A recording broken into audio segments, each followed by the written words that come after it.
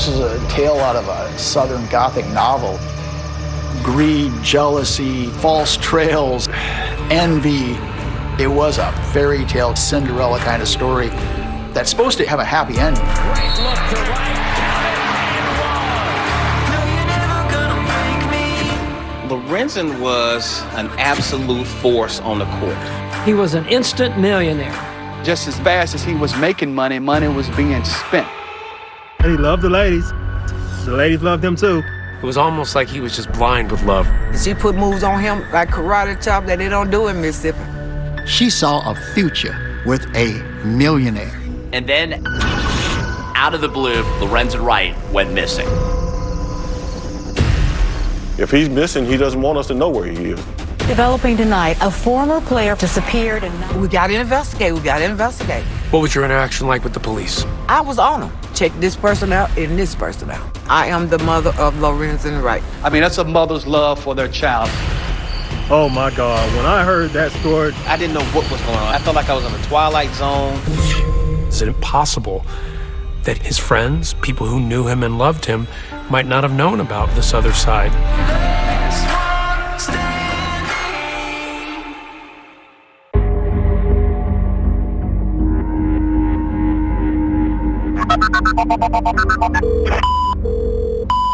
Georgetown 911, where's your emergency?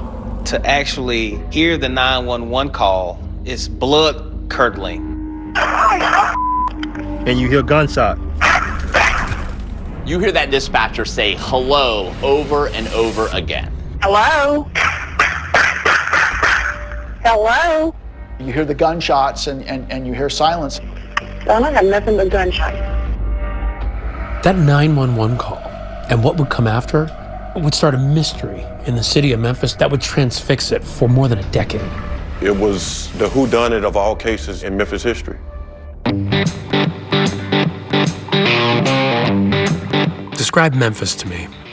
Great city, great town, culture. Think of us. Elvis Presley even recorded the song Memphis, Tennessee about his hometown. Long distance information, give me Memphis, Tennessee. But I think of the blues. I think of B.B. King, I think of Beale Street. Memphis is the birthplace of the blues and rock and roll. People in Memphis love to talk about the music. What they don't like to talk about as much is the crime. Every time you turn the TV on, you hear of someone being murdered, 3 people were shot and 1 man died. being robbed. An attempted robbery led to shots being A fired. stab, a shot. But the shooting took place on It's Chestnut. an ongoing thing, man. Memphis has always been this city of haves and have-nots. Probably 30 to 40% of our people are below the poverty line. And Memphis has had its share of crime through the years. These disparities, both racial and economic, they're still there in Memphis. But one thing brings Memphis together, and that's basketball. Basketball bridged a racial divide in Memphis. It's one of those binding things that brings people together from all walks of life. You gotta understand, people from Memphis, they just love whoever plays for them. So imagine if that player is homegrown. Trail by 5, dribble drive, left hand followed by Lorenzen Wright. That love then just becomes off the charts. This is why what happened to Lorenzen Wright was such a big deal. It's why I went there, to really sit down and talk to the people who knew him best. Who is Lorenzen Wright? Lorenzen Wright was one of the best human beings that ever drew breath on this earth. A lot of good basketball players come out of here. He was one who really made it big. It was even noted on TV broadcasts. He come to Memphis as a superstar, so his name was all over the media, it was all over the press. He stood out. He was a hometown hero. My name is Deborah Marion, and I am the mother of Lorenzen Wright. Describe what it was like bringing Lorenzen into this world. Ooh, honey. First of all, he was a big child. He couldn't just lay in my lap, because he was just too long. So he was so long his head came off your knees. Yes. His mother had him at a very young age, and he was raised by his mother and grandmother within the same home. Lorenzen's mom and dad were never married, and Lorenzen's dad, Herb, didn't live in the family home, but he was still a big part of Lorenzen's life. By 7th, 8th grade, he was already playing with the high school team. And that's when they decided to move to get him around better competition. Literally everywhere, they were talking about Lorenzen, even in high school. Yes. So Lorenzen decides that he's going to go to Memphis State. The folks in Memphis love it when Cincinnati comes a-calling. A sellout crowd expected tonight at the Pyramid. Lorenzen drew people to the Coliseum to watch basketball. They didn't know anything about basketball. The entire city was just buzzing with the excitement of him playing for the college. Continues to go to, look at Lorenzen Wright on the jam. Lorenzen was an absolute force on the court. Exciting, athletic, big. He loved people. He loved children. He was just a big baby. He was a yes sir, yes ma'am person. He was raised right. That was Lorenzen. He always had that big smile with him. That smile will just light you away. It would always get anybody. He was only in Memphis a couple of years before he went to the NBA. Now it's the time for me to accept the challenge of playing with the best basketball players in the nation. That NBA draft was on TV. The Los Angeles Clippers select Lorenzen Wright from the University of Memphis. Memphis just exploded. We were so happy, so joyous. It felt like we all got drafted. We just went crazy. He was an instant millionaire, and the Clippers would make the playoffs in Lorenzen's rookie season. It was definitely life-changing for him. People started calling him the Howl, because after he would score or dunk, he would let off this huge howl, like he was a wolf howling at the moon. The transition out to California was a very, very big move. Money was no object. It was a culture shock. Memphis is a big city, but it's a big southern city, and it's not like Los Angeles. A few years later, that didn't matter. Lorenzen Wright was going back home. Join me in welcoming Lorenzen Wright. To be able to play high school ball, to play college ball, and then to play in the NBA in front of your hometown, I don't know if it gets any better than that. The whole town is excited to have Lorenzen back, and he shows his gratitude by spreading his wealth around. He is that proverbial guy that would take the shirt off his own back and give it away. He took care of his childhood friends a lot, right? What would he do for them? Cars for him and everything. Let him stay with him. His house was the spot to hang out in. It was like Disneyland at his house. He had a gigantic pool in the back, the number of bedrooms he had, the entertainment. It was really, really nice. And he purchased his mother a home literally 3 minutes away. At one point, he buys you a house. What did that feel like for you? Oh, my, look at my baby. Look at my baby.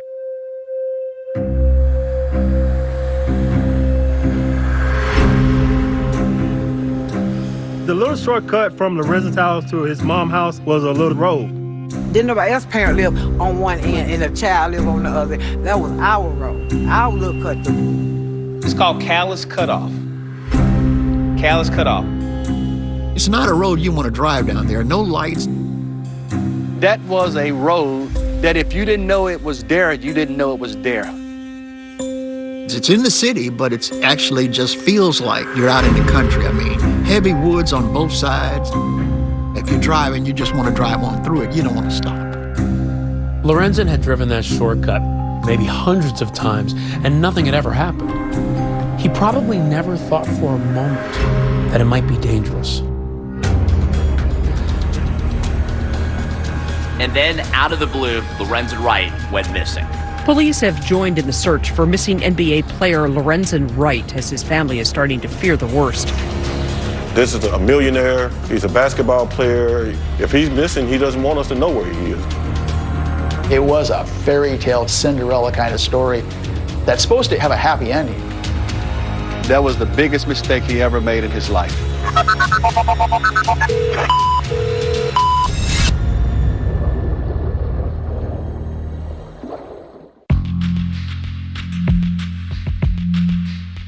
I think Lorenzen's strength came from the work ethic that his father instilled in him. On the court, he was a beast.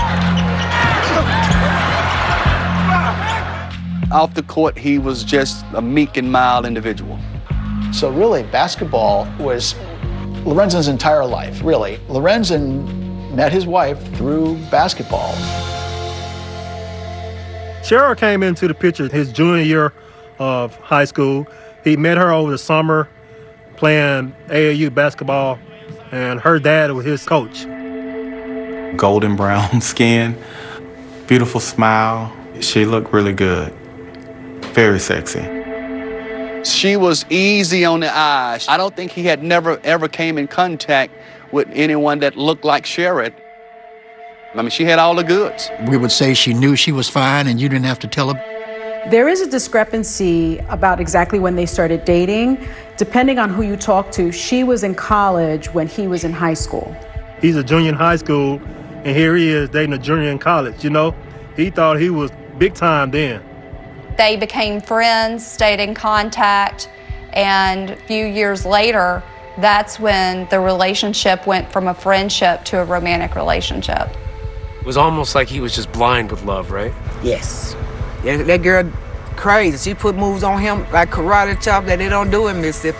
I was hearing that Shara was wanting to get pregnant and to marry Lorenzen, assuming that he was going to be this great NBA basketball player. When she saw Lorenzen, she saw a future with a millionaire. Some of the people closest to Lorenzen see Shara as a gold digger. So, were you concerned? Very. He was listening on us, and I kind of like cooled down because I said, if I gotta like her a little bit, you know, to keep my son close to me.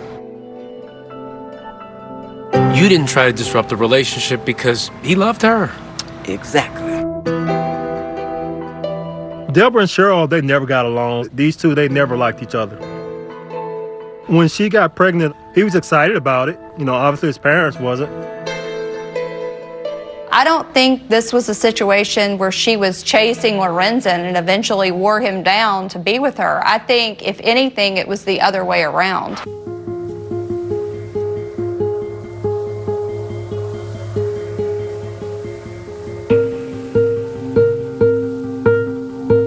So while we're in college doing the fraternity thing, she was about to give birth to Lorenzen Jr. at the time. In between class and practice time, he would go see his baby. Some of his friends and family feel that Shara has trapped him. She knew once she had a child, it was over, marriage, because he wanted to be in the house with his child. And at that point, you knew that she was going to get married to him. Yes. It was a couple years later after they got married. Of course, he had always told us that he wanted a big family. As Lorenzen's NBA career blossoms, so does his family. He has a son, Lorenzen Jr., a daughter, Lauren, twins, Lamar and Shamar, Sophia, Lawson, and a daughter, Sierra, who died tragically of SIDS. That could take a toll on any marriage, even a good one. Family was everything to him. For Lorenzen, his kids was everything to him. He spent his whole life, and everything he valued was based on his kids and his love for his kids. What were those early days in the NBA? What was the marriage like between Shara and Lorenzen? It was good. The two of them were living well together. They were getting along. Yes. For an NBA player in a marriage, there's good news and bad news. The good news, you're making millions of dollars to support your wife and your family. But they had money. They had money, and they could go and buy things. And he loved cars, and she loved jewelry. And, you know, they spent a lot of money. Just as fast as he was making money, money was being spent. The bad news, you're on the road a lot, and that comes with temptations. He's a ladies' man. He loved the ladies. The ladies loved him, too. And he would tell me every time the plane touched down, they'd be already there waiting. They were always trying to connect, trying to find out where the hookup places would be after the game. Now, do I know that he cheated? Yes, hell, I know. I was with him half of the time. When did they start struggling and why? When he caught her with that guy. He caught her being unfaithful. Yes. And that's when things started breaking down. Yes. The infidelity happened, to be fair, on both sides. So the marriage was complicated. I think what happened to the marriage was that, you know, they grew apart. Maybe there was some greed issues there. He would say things like, man, it's just always about money with her. Did they have a lot of fights? I've seen the evidence of some pretty bad brawls.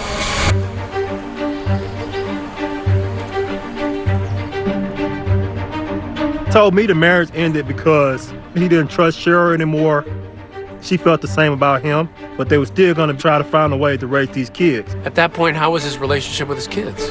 Fine. He said this, Shara is the one who filed for the divorce, not Lorenzen. But he was not going to fight for it because he wanted it over with as well. The post-divorce life between Shara and Lorenzen Wright appeared to be routine until that one July day when he went missing. At that point, we said bye. They get out of the car, I drive away, and that's the last time I see my friend. Georgetown 911, where's your emergency? And when police would begin to pull back the curtain on Lorenzen's private life, the city of Memphis would learn some troubling new stories about its hometown hero. There's another side to Lorenzen that you all don't know about.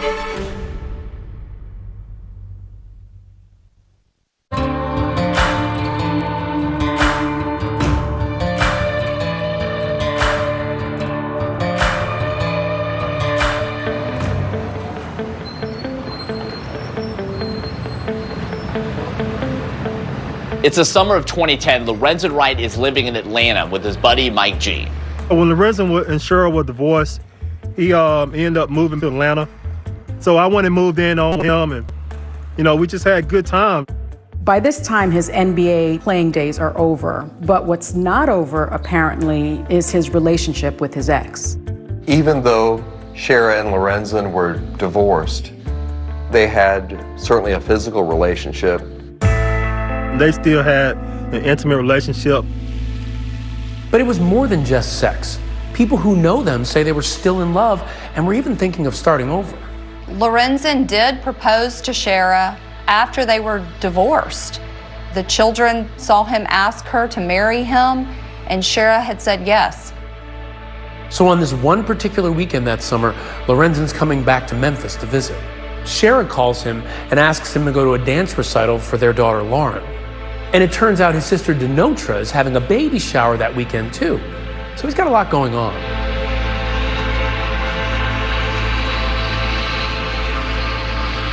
I drove Lorenzen to the airport and to fly out to Memphis. As I look back and now, I think that something was going on because Lorenzen was always on edge that whole week, which I thought was unusual. Whenever Lorenzen came to Memphis, Phil would be the first person that he would call. Completely unexpected, out of the blue. He calls me and says, "Hey, bud, I'm in town. Let's hang out." Just bought a new vehicle and I wanted him to ride in it, and we rode all around the city. He took a picture on my phone of himself that evening.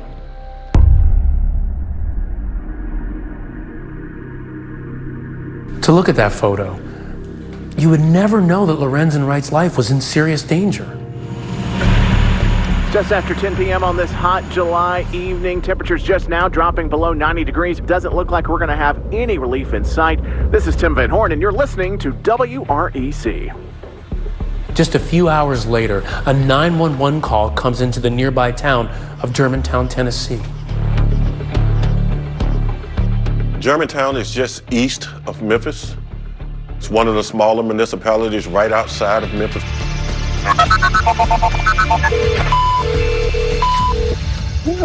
It's a very short call, and you hear a desperate voice on there. You hear a series of gunshots. Georgetown 911, where's your emergency? Hello? Hello? Hello? Sound like I'm nothing but gunshots.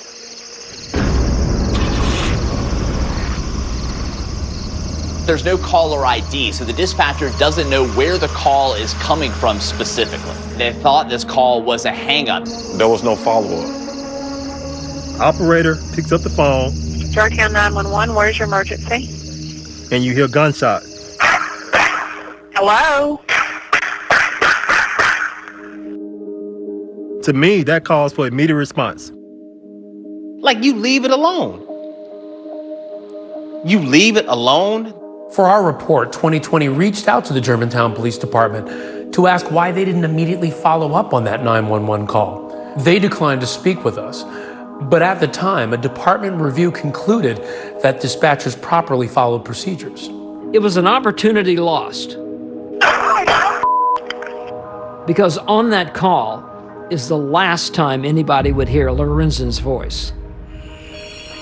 I probably called him 4 or 5 times that night. And I texted him about 3 or 4 times. And I just really figured that, maybe he had fallen asleep. He was supposed to be coming to the baby shower. I kept calling him all that day and he didn't answer the phone.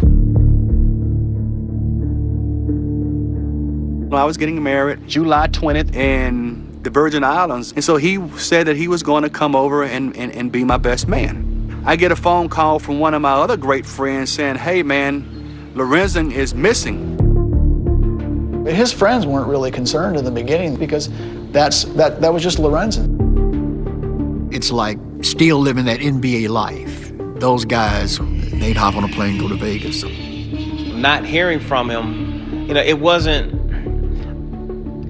out of the norm. But when Lorenzen's mother found out that he wasn't even calling his daughter Lauren back, that was too much for her. She filed a missing persons report. When I first got the news, I got a phone call. Did you hear that Lorenzen was missing? Initially, I was not alarmed. I'm thinking if he's missing, he doesn't want us to know where he is. It's on purpose. I became concerned when I saw the concern in her face and in her voice. When that missing persons report is made officially known, it becomes a major news story. Developing tonight, a former player for both the Memphis Tigers and the Grizzlies has disappeared, and now his family is worried about his safety. Talk just spread all over Memphis. Where's Lorenzen? What's going on? So the Memphis Police Department starts a missing persons investigation. When somebody goes missing, you have to look at their circumstances at the time. They look at their inner circle. Is anybody new? Did they owe anybody any money? What was Lorenzen's financial condition after basketball? It was not good. It was not good at all, and that really affected him greatly. Lorenzen Wright made as much as $55 million playing basketball. But because he and Cheryl were spending like crazy, there actually wasn't that much left. So to compensate, he always had some side businesses. I think he was doing the side businesses just to, try to create other streams of income for when he did retire. He wants to invest in something else, have other things going on, His dad ran his sports cafe for him. He also had a car detailing shop. Among those off-the-court business relationships, there would be one relationship that would come back to haunt Lorenzen Wright, a man named Bobby Cole. Bobby Cole was a high-level drug dealer. How would Lorenzen be connected to a drug dealer? But Cole was not only a drug dealer, he was also a race car driver, and Lorenzen, as it turned out, loved cars. At some point they meet, and Cole agrees to buy 2 of Lorenzen's cars. I remember him telling me, man, I sold the guy my cars. Now, what the guy was doing, I did not know. The feds had actually looked into this long before Lorenzen Wright disappeared to see if any of his transactions with Bobby Cole involved drugs or drug money. And the DEA, the Drug Enforcement Administration, actually investigated that connection, interviewed Bobby Cole. They didn't find any connection. But those drug rumors would actually start swirling again, this time when police interviewed his ex-wife, Cheryl. She also told law enforcement that about 6 weeks earlier, she had gotten a visit from some unknown individuals that wanted to do Lorenzen some harm. Cheryl Wright, in talking to investigators, claims that she saw Lorenzen leaving with a man she didn't know, carrying a box with drugs. Kind of painting this portrait of a guy who's troubled, who's lost all his money. He's trying to make money illegally. Is it possible that people who knew him and loved him might not have known about this other side that involved drugs? Well, it's possible, but he told me about everything that he was dealing with. And I believe that if he had been doing that, I believe he would have told me. This whole idea that he was involved in drugs, what did you make of that? Y'all don't want me to say what I want to say. But the police are on the brink of a breakthrough. The investigation made a dramatic turn when Memphis police found out about that Germantown 911 call. That revelation eventually leads investigators to that desolate road, the Calais Cutoff, the shortcut from Lorenzen's house to his mom's. And there, they will make a chilling discovery.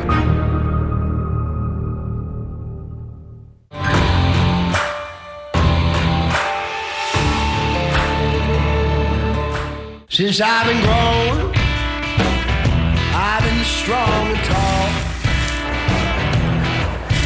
I ain't ever met nobody that could keep me on a barroom wall. Lorenzen Wright's disappearance was all over Memphis TV. Lorenzen Wright has not been seen since Sunday. One local news crew even got his ex-wife Shara to come to the door. He was fine. And he's fine now, and I'm not gonna believe anything other than that. He's fine now. In those days after Lorenzen went missing, his friends are all trying to come up with plausible explanations as to where Lorenzen might be, that maybe he is fine. But there's one thing that keeps coming up, one thing that sticks out when they think back about the night he disappeared. In the hours after Lorenzen took that selfie in his friend's car, they remember that Lorenzen and Shara had a fight. That evening, Phil and Lorenzen had been planning a father-son night with their boys. But suddenly, Lorenzen gets a call from Shara, and it was unpleasant.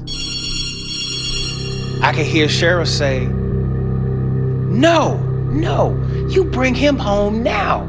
He was like, okay, all right, fine. I don't want to argue with you. And so we drove on to the house. Yeah, he was dropped off at Shara's house. He was just gonna go see Shara. And when we pull up at the house, he said, I'm gonna go in here and I'm gonna calm her down and I'll call you later and then we can go out. So Phil drives away, having no clue that this is the last time he'll see his friend. Because a few hours later, Georgetown 911, where's your emergency? that 911 call, which might not have been investigated then, Well, I have nothing but gunshots. but it is now. 9 days after Lorenzen went missing, police are all over it. The call was revealed because they went back and checked their records, and they found that they had this desperate call from a man, 9 days earlier. Once the 911 supervisors realized that there was a call made on that night, they did a triangulation and found the area that the call was made from. It's a rural area, a wooded area, not a lot of traffic. And when police visit that wooded area, their worst fears are realized. They find the body. Police in Memphis, Tennessee have found the body of former NBA player Lorenzen Wright. Of course, it was a huge story on the local news. They found him almost instantly. His body was found. There wasn't much left of it because it had been out there 9 days. Even if you knew Lorenzen well, there was no way in the world that you could have identified his remains as him. The condition of his body was shocking, that he had literally melted in the hot summer sun. The 6'11", 255-pound NBA center was just 57 pounds when his body was found. Badly decomposed, investigators say he was shot at least 5 times. When did you find out that he was dead? When they found his body. When I got that phone call, I just threw down the phone and just broke down, It was really, really painful. Me and my girlfriend jumped in her car and flew over there so quick. I was trying to get down there where he was because I wanted to walk his last step. Because me and him was like this. So you went to the crime scene. It was as if you wanted to find a clue. Right. By literally walking in his footsteps. Yes. You could see a mother's anguish in real time as news cameras capture her desperation to see her son.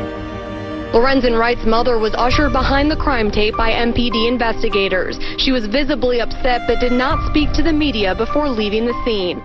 They had her on the news. Where's my baby? Screaming out, where's my baby? Did the police let you get into the crime scene? They let for a little bit, but they wouldn't let me get all where he was. They let me get under the tape. I went under the tape anyway. Of course, they tried to stop me. Did you see your son? Nope. They wouldn't let me get that far. This area is woodsy. It's quiet. It's really remote. That area was also not very far from that shortcut where Lorenzen Wright once lived near his mother, the Callis Cutoff. The Callis Cutoff? That was a shortcut Lorenzen had taken hundreds of times. It's a strange place for his body to show up. Was it a clue? No one was concentrating on it in that moment. No one was talking about the fact that, that he lived nearby. The body turning up there, does it narrow the scope of people who were involved in it, or does it widen it? It's still very hard to tell. Publicly, yeah, there was a lot of talk about other people being involved. You talked to people and asked, did you know anybody, any reason why anybody would want to hurt Lorenzen? Was he involved in illegal activity? They also found shell casings and actual bullets. Turns out police found shells from 2 different caliber weapons. This is a critical piece of evidence. It means that more than one gun was used in the shooting. Lorenzen was shot 5 times, but he was shot with 2 different guns. So we got another shooter. But then it got really real to us that he's gone. Somebody has killed Lorenzen. I'm thinking to myself, oh my God, who could have killed my friend? Why would somebody want him to die? The answers wouldn't come quickly. In fact, it would take a book written 5 years later to shed new light on the case. A book written by none other than Shara herself. And then this book comes out, which almost appears to give clues.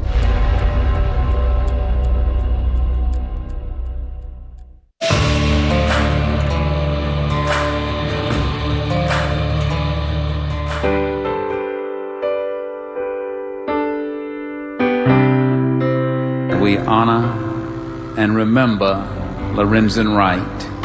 Lorenzen's funeral was almost a state affair here in Memphis. It was held at FedEx Forum, a place where he once played basketball as an NBA player. And now it was where thousands of people came out to mourn the loss of their hometown hero. They put together a beautiful ceremony. His pledge brothers, we were all pallbearers for the funeral. I was asked to do the eulogy. His smile was infectious, his work ethic unmatched, his generosity prolific, and his commitment unswerving. The thing that I remember the most about the funeral is Shara hugging me and saying, "Thank you for such a beautiful eulogy." Ren would have loved that. It was such a tragic situation, seeing his kids suffer like that, knowing they'll never see their father again. This tragic moment, that funeral, it morphs into this, whodunit, because no one knew who did it. At the beginning of a case, you have to remain objective and you have to let the evidence lead you. You have to prepare yourself to be surprised sometimes. This is now essentially a cold case because 9 days have passed. A body has been in sweltering heat, which degrades evidence tremendously. The killers had a 9-day head start on us. There were no witnesses, so this was not an easy case at all. Because in these kinds of things, the spouse is always a suspect. They're looking at Shara hard. My number one suspect was the person that I hear everybody else talking about, was Shara. You were suspicious of Shara at this point? Yes. Okay, did you tell the police? Yes. What did they say to you? We got to investigate. We thought she was being forthcoming with information, and in the midst of that, she chose to lawyer up. Lawyering up may not look good, but it doesn't mean she had anything to do with the man's murder. You need evidence if you're going to arrest someone. And so far, there is no evidence that points to Shara.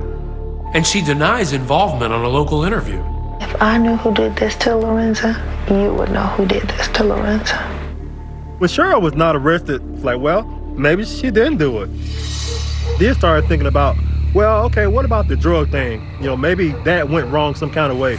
They were absolutely looking for guys who had come into Memphis, hitmen, to kill Lorenzen, and that just didn't make any sense at all. If a guy owes you a lot of money, what point is it killing him? You'll never get your money back by killing him. We did look into it. I mean, if the ex-wife is telling us this, we have to investigate it. What was your interaction like with the police? I was on them. How often did you go down there? Every day. Every day? Saying, I want you guys to get on this and find his killer. And this person did this, and check this person out, and this person out. We just say mama bears take care of their cubs. She was relentless in her pursuit of justice for him. not to let her son's life and legacy just go down the drain. I mean, that's a mother's love for their child. Deborah Marion says she'll keep fighting until her son's killers are held accountable. I'm never, ever, ever, ever gonna give up. Every anniversary of his murder, she did a candlelight vigil. Deborah Marion says the vigil is for family, friends, and the public to come together and remember Lorenzen. Every birthday, she would release balloons at his gravesite. My son ain't did nothing to nobody to be murdered. But all of Deborah's efforts aren't making any difference. For years, the police don't arrest anyone, and Shara seems to have moved on with her life. After his death, she became more involved in the church that she had already been a part of and did actually become a pastor in that church. To me, of course, my own prejudice admitted she was no preacher. Her lifestyle had not changed. And she was just always after the money. The people who want to accuse Shara of being involved in Lorenzen's murder point to the fact that she did receive $1 million payout from his life insurance policy. Shara ended up in a long, protracted legal battle with Lorenzen's father, Herb, and he claimed that she was spending money on extravagant items and not on the children. I didn't work from the time we separated. She was buying fancy cars, and it got pretty dirty. It was all of them in court, fighting over the money. That's common for family members to fight over proceeds and to end up in court. So that didn't have any significant impact on the case. But an investigator never knows when something odd will come up. And in this case, something odd and unexpected does come up. Shara writes a book. Cheap dime store novel type of book that is very curious, has a lot of clues about what happened. The book is called Mr. Tell Me Anything. It's the story of a woman who has a tumultuous marriage with an NBA player.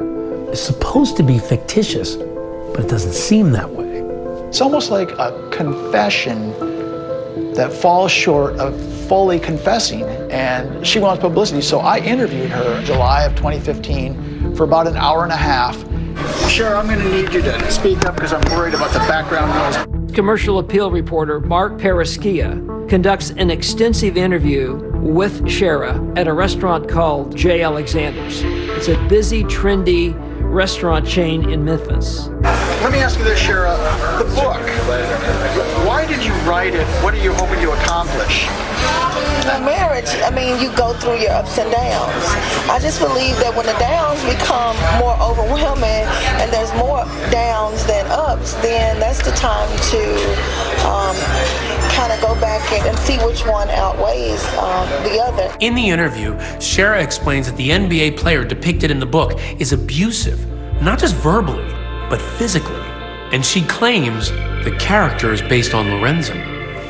Lorenzen had a problem with keeping his hands to himself. Or Mr. Tell Me Anything, this character did. And I grew him from Lorenzen. I produced him from experiences with Lorenzen. And so, he had a problem with that. You're planning a sequel too, right? If I read that right. Yeah. When is that coming out? It's 90% done. It's going to take you all the way up to Mr. Tell Me Anything's death and just a little bit past it. Is Mr. I don't want to give away your book, but is Mr. Tell Me Anything murdered? Oh, yes, he is. That was a kind of chilling moment in the recording. But see, it gives Paraschia an invitation to ask about the real life circumstances surrounding Lorenzen's death. Any idea who did this? Or I don't know. She missed her husband. She wanted them to find the killers, and that there's no reason for anybody to suspect her. Did you have anything to do with his murder or his disappearance? I'm a mother. I'm a wife. I'm an author. And the police should find his killer. For my name to be even in the same sentence or something like that, I'm a minister of the Lord, and I've never been in any type of trouble or anything. I'm a mother, an author, and a wife. She just flat denies it. To me, she had was very convincing. But Shara would soon appear very convincing to another reporter who comes to do a story on her. His name is Kelvin Cowens, and he's about to commit a cardinal sin for a professional journalist. And I was like, she's tall, she's beautiful, I'm in trouble. We started dating immediately. Kelvin Cowens may believe he's found true love, just as a Memphis dive team finds something critical at the bottom of this lake.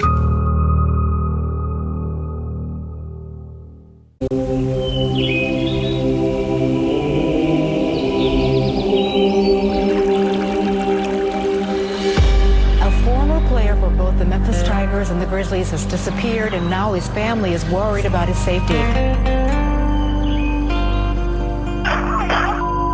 Georgetown 911, where's your emergency? Hello? This is almost like a tale out of a Southern Gothic novel.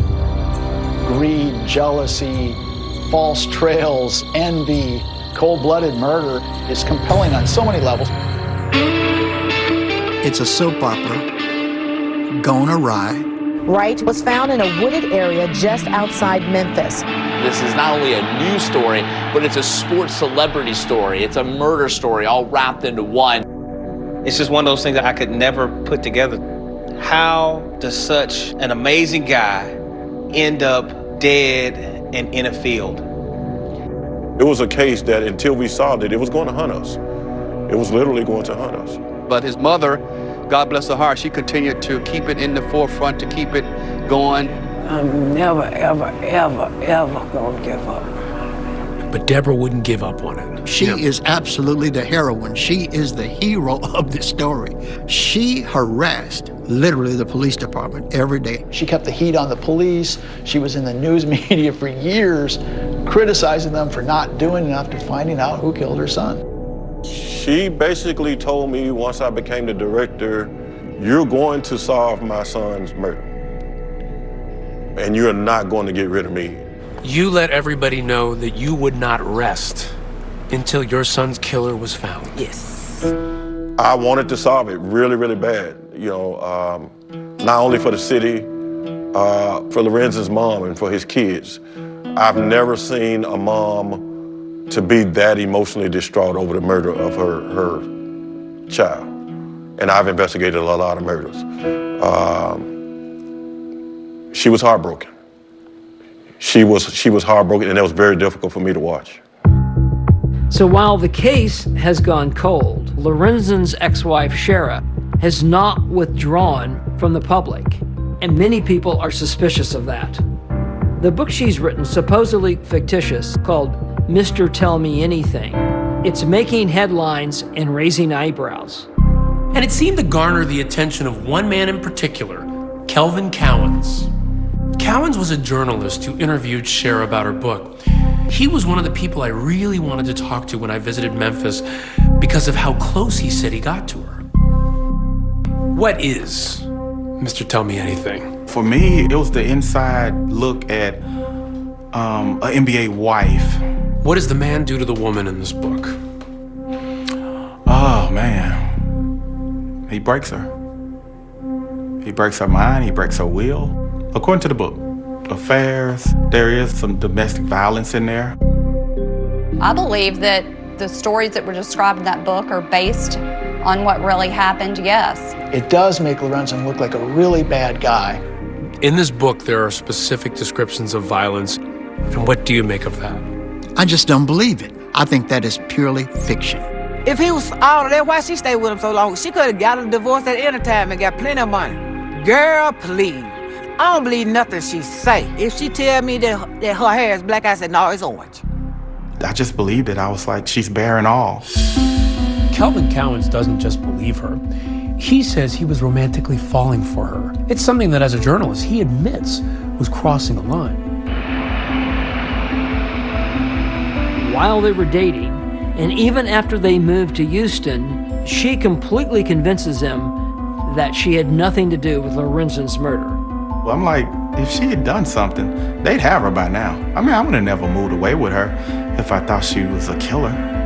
Shara moved out of Memphis because she was tired of the suspicion and all the negative publicity she was receiving here.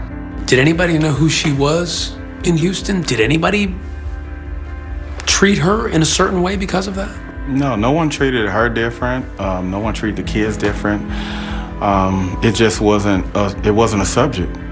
We were embraced in Houston. She moves to Houston, appears to live a quiet life, but one problem, Kelvin said he never could quite get used to Shara's love for money.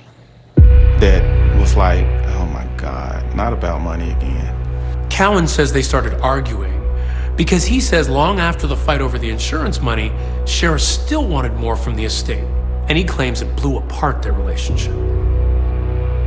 Why was it the last straw? Greed. I cannot believe that, your apex of life is still, how much more money can I get? And you couldn't live with that? I couldn't. The relationship ends. Shara moves to California with the kids to be near her brother, and Kelvin moves back to Memphis. Neither of them are aware that the Memphis police are about to take a new look at Lorenzen's murder. They call it Operation Rebound. They want to rebound, to use a basketball term, go through the evidence one more time, find that one key break. I received a phone call from the Memphis Police Department, and he said, we want to run through everybody's story again. By now, Tony Armstrong has left the department, but he's still following the case closely. I immediately thought, okay, somebody has gotten themselves in a tight spot, and they're starting to talk. The police suddenly announced, we found the murder weapon in a lake in Mississippi. News about finding at least one of the guns was all over local news. 7 years later, the gun the killer may have used was found in a lake in Walnut, Mississippi in Tippah County. How did you hear about them finding the gun in the lake? They called me. The news got around town. They found the gun. And I'm like, what? You found after all this time, how? And now the next thing I'm thinking, okay, now who was it? Who killed Lorenzen? And that's when this man enters the story. A man who cops say is the whole reason they found that gun in the lake in the first place. Because he claims he knows who put it there. You mean what? Are you kidding me? Are you actually kidding me?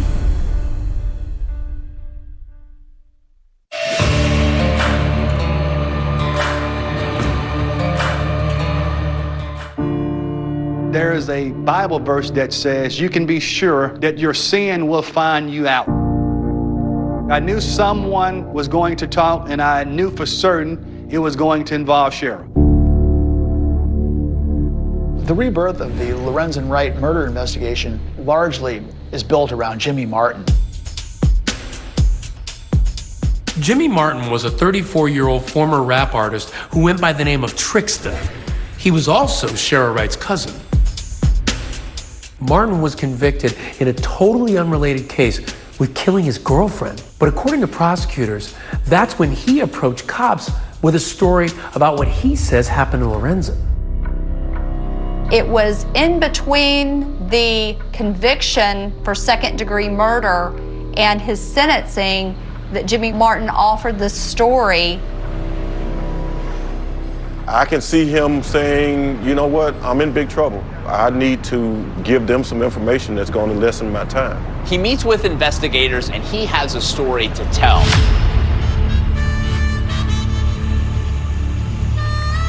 So what you are about to hear is what prosecutors said in court is Jimmy Martin's story about what he says happened to Lorenzen. Jimmy tells investigators that Shara Wright is involved in Lorenzen's murder with one other person, a man named Billy Ray Turner. Billy was the guy that cut the grass. Billy Ray Turner was a landscaper, a yard man, who happened to be a deacon in a small country church that Shara attended. Here's what Jimmy Martin supposedly told prosecutors about that landscaper, Billy Ray Turner. Jimmy Martin says that he had once gone to Atlanta with Billy Ray Turner to try to kill Lorenzen.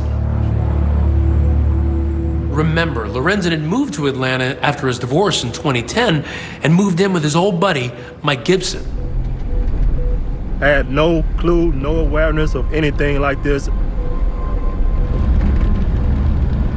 Prosecutors say Shara was also in Atlanta around this time. There's underpinnings to Jimmy Martin's story because, she did show up down there. I can remember her coming to Atlanta for the first time to see the condo. Very unusual. She had never been down there. And while Shara was there at the condo, Jimmy alleges, she was setting the stage for a murder. Jimmy Martin says Shara Wright left the window open so he and Billy Ray Turner could go inside to kill Lorenzen Wright. In court, prosecutors detail step by step what Jimmy Martin says happened next. Billy Ray and Jimmy Martin go through a window and they're looking for Lorenzen, but they can't find him. Turns out that Lorenzen wasn't even home at that moment. I was there laying on the couch. Had I had woke up, or had Lorenzen been there, we'd both be dead. The story Jimmy Martin tells investigators is that there's another man asleep on the couch, so they don't go through with the plan. With that attempt foiled, prosecutors allege a new plot to kill Lorenzen was hatched. This time, they say, unfortunately, it worked. The body of former pro basketball player Lorenzen Wright has apparently been found in Memphis. Sources say it appeared Wright had been shot several times. Martin claims to investigators that a few days after Lorenzen's death, Shara and Turner confessed to him that they murdered Lorenzen.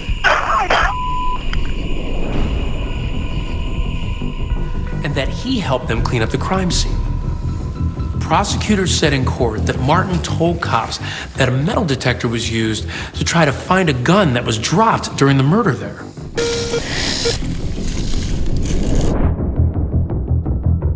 Martin claims that he and Turner drove to Walnut, Mississippi, where he alleges Turner threw a gun in a lake.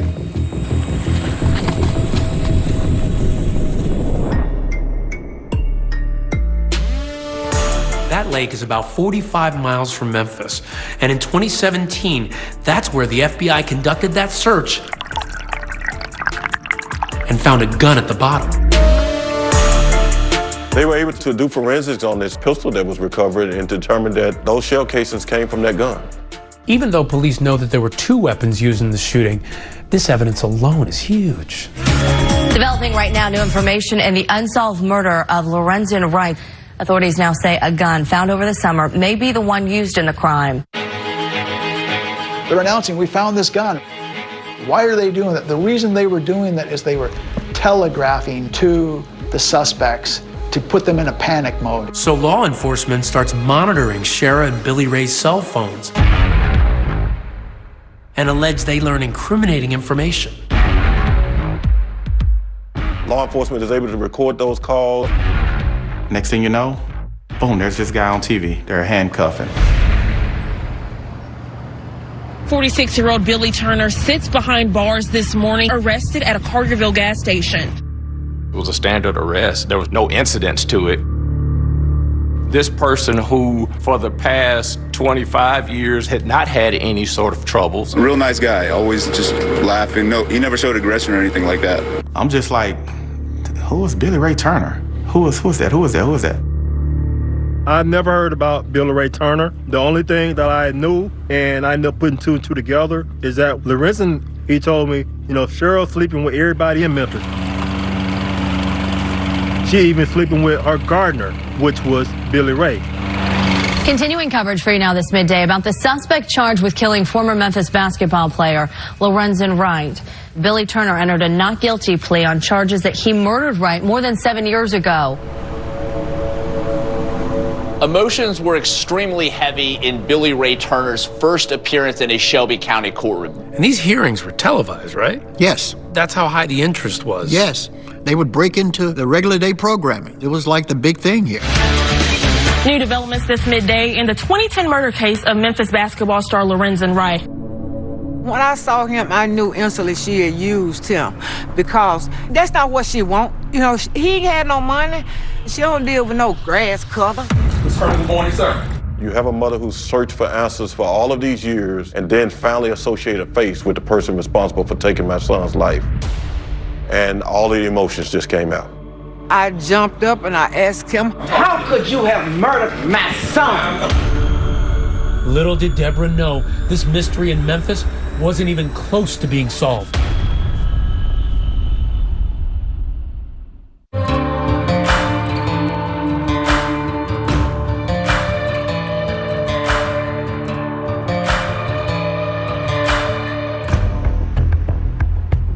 It's Billy Ray Turner's arraignment, the first time anyone has ever gone before a judge in connection with Lorenzen Wright's murder. The victim's mother was emotional at the sight of Billy Turner in court. Lorenzen Wright's mother stands up in the middle of the proceedings and yells, how could you have murdered my son? That's what I did, just how? The atmosphere was one of just, wow. The air seemed to be sucked out of the room at that point. Why? Who are you? We don't know you. It's like a stranger killing somebody. That's right. Step to the mic. And I could see the pain in her, and I saw how she expressed that pain to him. And I knew it was real. Ms. Wright, I understand your pain, and you're not helping your son. You're not helping the administration of justice by engaging in that sort of an outcry. If that happens again, I would have to bar you from the courtroom, and I don't want to do that to you, Mrs. Wright. Do you have any questions, ma'am? No, I told him what I wanted to. But please don't do that again. So I shut my mouth for the rest of the court. Now the question is about Shara, who, remember, was living in California, but was never far from Deborah's mind. We have Thursday night Bible study, and I got so emotional. I said, God, please get Cheryl Robinson right. Please. That's what I said that Thursday night. Friday, she was locked up. Cheryl Wright Robinson was taken into custody last night in Riverside, California. The news feed hit that said that she had been arrested for the murder of Lorenzen Wright, and I said, hot damn, they got her. Cheryl Wright Robinson has been indicted for conspiracy to commit first-degree murder, criminal attempt first-degree murder, and first-degree murder for her ex-husband, Lorenzen Wright. And I'm like, I just spent almost 3 years of my life with a killer. They'd extradite her and bring her back. It was Memphis Police Department's one of their finest moments of finally putting this thing together. Today in court, Shara Wright, right there behind me, pleaded not guilty to killing her husband. Shara, basically, I think the reality of finally being caught really took the life out of her. In an orange jumpsuit, Shara Wright shook her head as Judge Lee Coffey laid down the law. Ms. Wright does appear to be an ongoing danger to Shelby County, Tennessee. Judge Coffey gave Wright a $20 million bond. She looked horrible. This is a bizarre situation. Shara, who's been this sexy, beautiful person with a lot of money, a lot of boyfriends, she's now on her way to jail. This is not going to work for her. It's not uncommon for people to act in a bizarre way in jail, particularly the ones who've never been in jail. She began to unravel. According to Jail East staff, Wright berated workers, stripped off her clothes, and flooded a toilet. She was acting very strangely. She had stripped naked and yelled out, "I'm going swimming." Ms. Wright's behavior yesterday is absolutely shocking. I don't think she's right mentally. I think that's why she said she was going swimming in this jail cell. I think all the things that she was doing while in jail were all acts of her trying to plead insanity. I did not buy that at all. There was a lot of speculation as to whether or not she was being theatrical or had legitimate claims of what she was going through. In a stunning new development inside the Shelby County courtroom Wednesday morning, Shara Wright's attorney stepped down. I'm not certain what happened between Shara and her former lawyers. And a new legal team steps in. Quite frankly, we found that Shara was easy to work with. She had been prescribed some medication that altered her behavior. Once we were appointed on the case, her behavior had stabilized and she had no significant problems after that. I'm excited. I think we can do well. A case like this does not come along every day. And we were honored to defend Shara. The objective is to give us the fairest opportunity to present our defense in the case. Meanwhile, Billy Ray Turner is lawyered up too. He brings in one of Memphis's most high-profile attorneys. John Keith Perry is kind of a rising star criminal defense lawyer. This is one of his, big cases. There's a substantial amount of investigating that needs to continue. I was contacted by the family of Mr. Turner, and I've been on this case now since the end of 2017. We've read and listened to, I think, just about all of the discovery. Now you compile notes, lay out your outlines, see the points of attack. I've never had a reason to regret representing Billy Ray Turner. According to his attorney, Billy Ray Turner has constantly said he had no involvement in the murder of Lorenzen Wright. He stands by that then, and he stands by that now. We think that if given a fair slate, Mr. Turner will walk out with me. I absolutely think that he did not do it.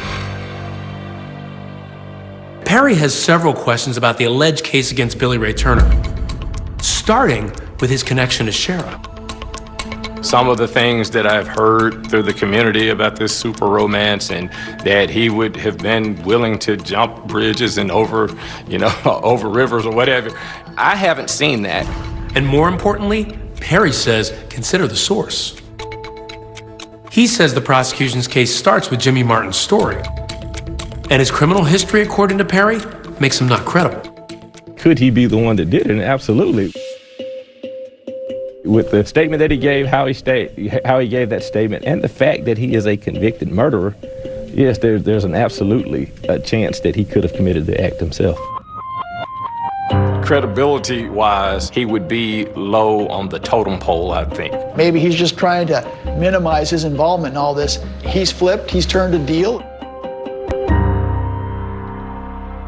So far, there is no proof that Jimmy Martin received any benefit from cooperating in the Lorenzen Wright case. But we do know he's never been charged in connection with Wright's murder. Neither Martin nor prosecutors would talk with us. But now the stage was set for a climactic trial in the Lorenzen Wright murder. Did you expect these cases to lead to conviction? And did you expect that to happen fairly quickly? Once the gun was found, I did. No case is a slam dunk. No murder case is a slam dunk. However, no one was prepared for what would actually happen next. I walk to the assignment desk, and she hangs up the phone and frantically says, I just got a tip. Go down to the courthouse.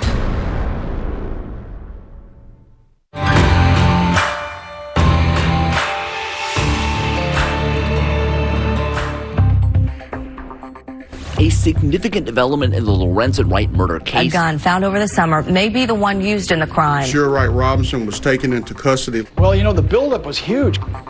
We were expecting probably a weeks to months long trial.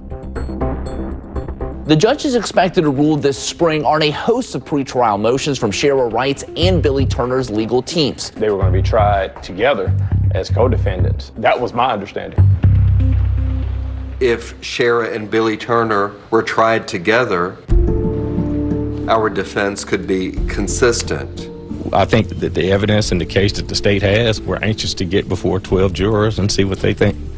Anytime you have multiple suspects, people are going to start throwing each other under the bus. And inevitably, it basically boils down to who can cut the deal first. In the several months that Billy Ray Turner and Shara Wright appeared together as defendants, there was always a lingering question. Which of them could potentially plead first? I thought Billy was gonna use his head. I thought he was gonna take the plea first. It became evident to Junie and me that the state wanted to work out a deal with Billy Turner. A surprise twist tonight in the Lorenzen Wright murder case. Shara's lawyers say they realized that troubling sign in June of 2019 when Billy Ray was in court for another matter. He's never said that he had a firearm related to killing anyone at all. Billy Ray's between a rock and a hard place. He's got a gun charge unrelated to the Wright murder and faces up to 20 years behind bars if he's found guilty. He decides he's got only one choice: plead guilty to the gun charge. Now, is that what you want to do, sir? Yes. Has anyone threatened you, promised you anything, put any force any pressure on you in order to get you to give up these rights and plead guilty, sir? Billy's convicted felon in possession of a handgun trial was scheduled in June of 2019, but on trial date, he pled open to the court. Upon your plea of guilty to indictment 1801702, a Class B felon have been a convicted felon in possession of a firearm, it is the judgment of this court, Mr. Turner, that you are guilty. He pled open to the court. He doesn't know definitively what sentence he's going to get. Shara's lawyers are seeing this play out, and they're really worried about it. Here's why. It's possible the judge could take pity on Billy Ray and reduce his sentence if he cooperates with authorities and testifies against Shara Wright. His potential time was completely left up to the judge.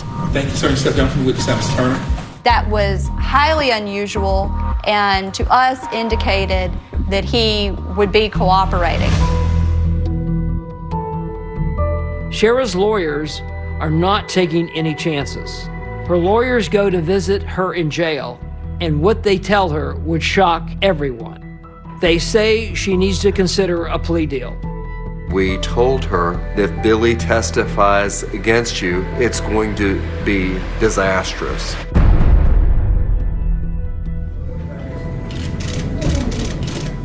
Get Shara Wright to the courtroom, please. One morning, out of the blue, we get a frantic phone call into our newsroom, a tip from the courthouse. Shara Wright plans to plead guilty. In a stunning twist and unscheduled appearance this morning, Shara Wright agreed to a plea deal in the murder case of her ex-husband, Memphis basketball star Lorenzen Wright. She realized that I'm not willing to roll the dice. I'm not willing to take a gamble on this, and she cut the deal. No one had any foresight or knowledge that they were going to do that. You raise your right hand, please, ma'am. Do you solemnly swear or affirm Everybody was sitting on the edge of their chairs. the whole truth and nothing but the truth, so help you God? Yes. They wanted to see what was Shara's role in this. We know Shara Wright is there to plead guilty, but we don't know entirely what she's pleading guilty to. Ms. Wright, the agreement that you have to say is that you would plead guilty to the included charge in count 1 to facilitation of first-degree murder. In the deal, the 48-year-old pleaded guilty to 2 counts, facilitation of first-degree murder and facilitation of attempted first-degree murder. Facilitating. Yes, sir. Facilitating the murder. I've never heard of that charge. In the plea deal, Shara Wright pleads guilty to the lesser crimes of plotting the murder, but not the actual first-degree murder charge. You are asking this court to find you guilty without a trial and to set this punishment which has been recommended on your case. Now, is that what you want to do, Ms. Wright? That is correct. She admitted that she had facilitated Lorenzen's murder. But she doesn't name Turner or any accomplices in pleading guilty. When you heard that Shara was entering a plea, what did you think? She's trying to outsmart him. I think she just decided to bite the bullet, so to speak, on the murder and to figure a way to get the less amount of time that she could. Prosecutors would not comment to 2020 about the case. She knows she was finna go down, down, down, way down. She wasn't gonna get no few years. She gonna get some lifetime. Ms. Wright, it is the judgment of this court that you are guilty. This court sets your punishment at 30 years confinement in the Tennessee Department of Corrections. She received a 30-year sentence, of which she'll serve 30% before release eligibility. I think our prosecutors failed us, those of us that love him. I think she played him. My reaction was, I was sick in the stomach. I'm like, are you kidding me? She may only do 9 years. Lorenzen, he lost the rest of his life, and she may only have to do 9 years. I felt really bad, felt really sick. I said, that's not fair. It's not about fairness. Ms. Wright, you step down from the witness stand. Thank you, ma'am. I think it's a concept the public wants to believe in. When the state and the defense comes to a negotiated plea agreement, then generally speaking, the court will approve it. If the sentence surprised a lot of people in court, though, what came next was even more shocking. Ms. Marion, when you were first in court, you had some things that you wanted to say. Yes. A mother is about to confront the woman who arranged her son's murder. After all these years, what will Deborah have to say?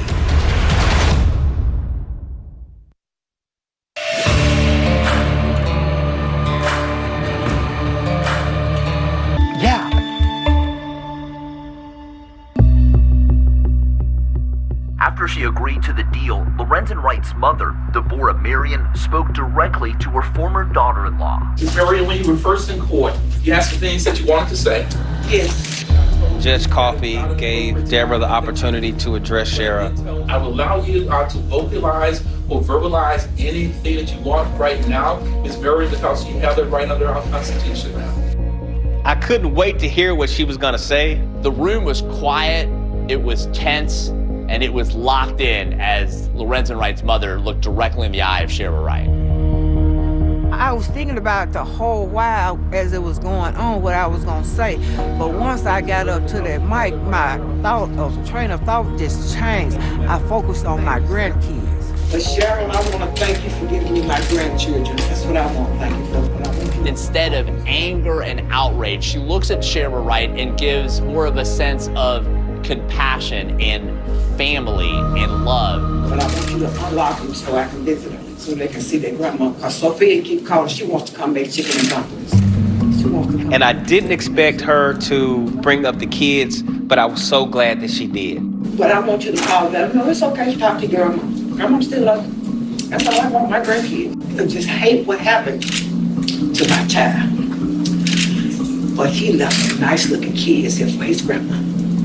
But they want to see me like I want to see them. I'm ready for them to come back to home with their family. That's I miss them. Well, I was trying to Want to respond. I advised her not to.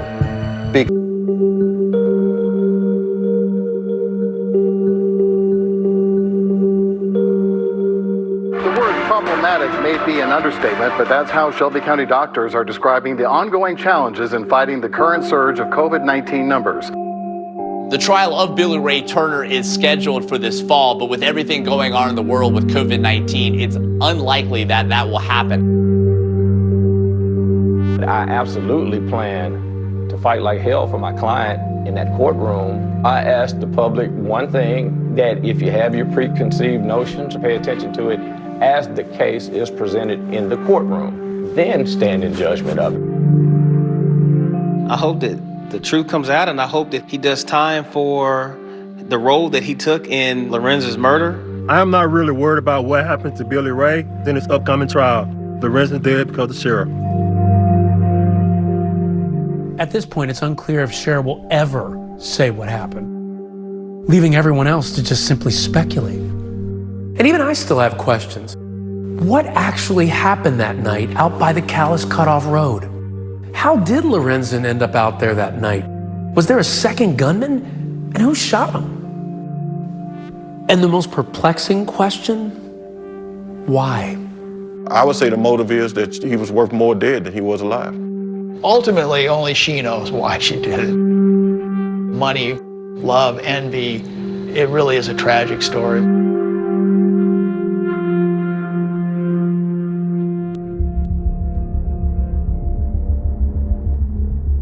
Meanwhile, the people involved in the story are finding out that even 10 years later, there's no shortage of public interest in Lorenzen Wright's murder. I got a documentary coming out. It's called A Million Reasons. You get to hear her talk for herself. You get to see a real inside look on our life. Well, you get to see what did she spend all that money on, in detail. I don't have a monster to sell you. I'll tell you about Shara Wright, and you make your own decision. You'll be able to see it for yourself.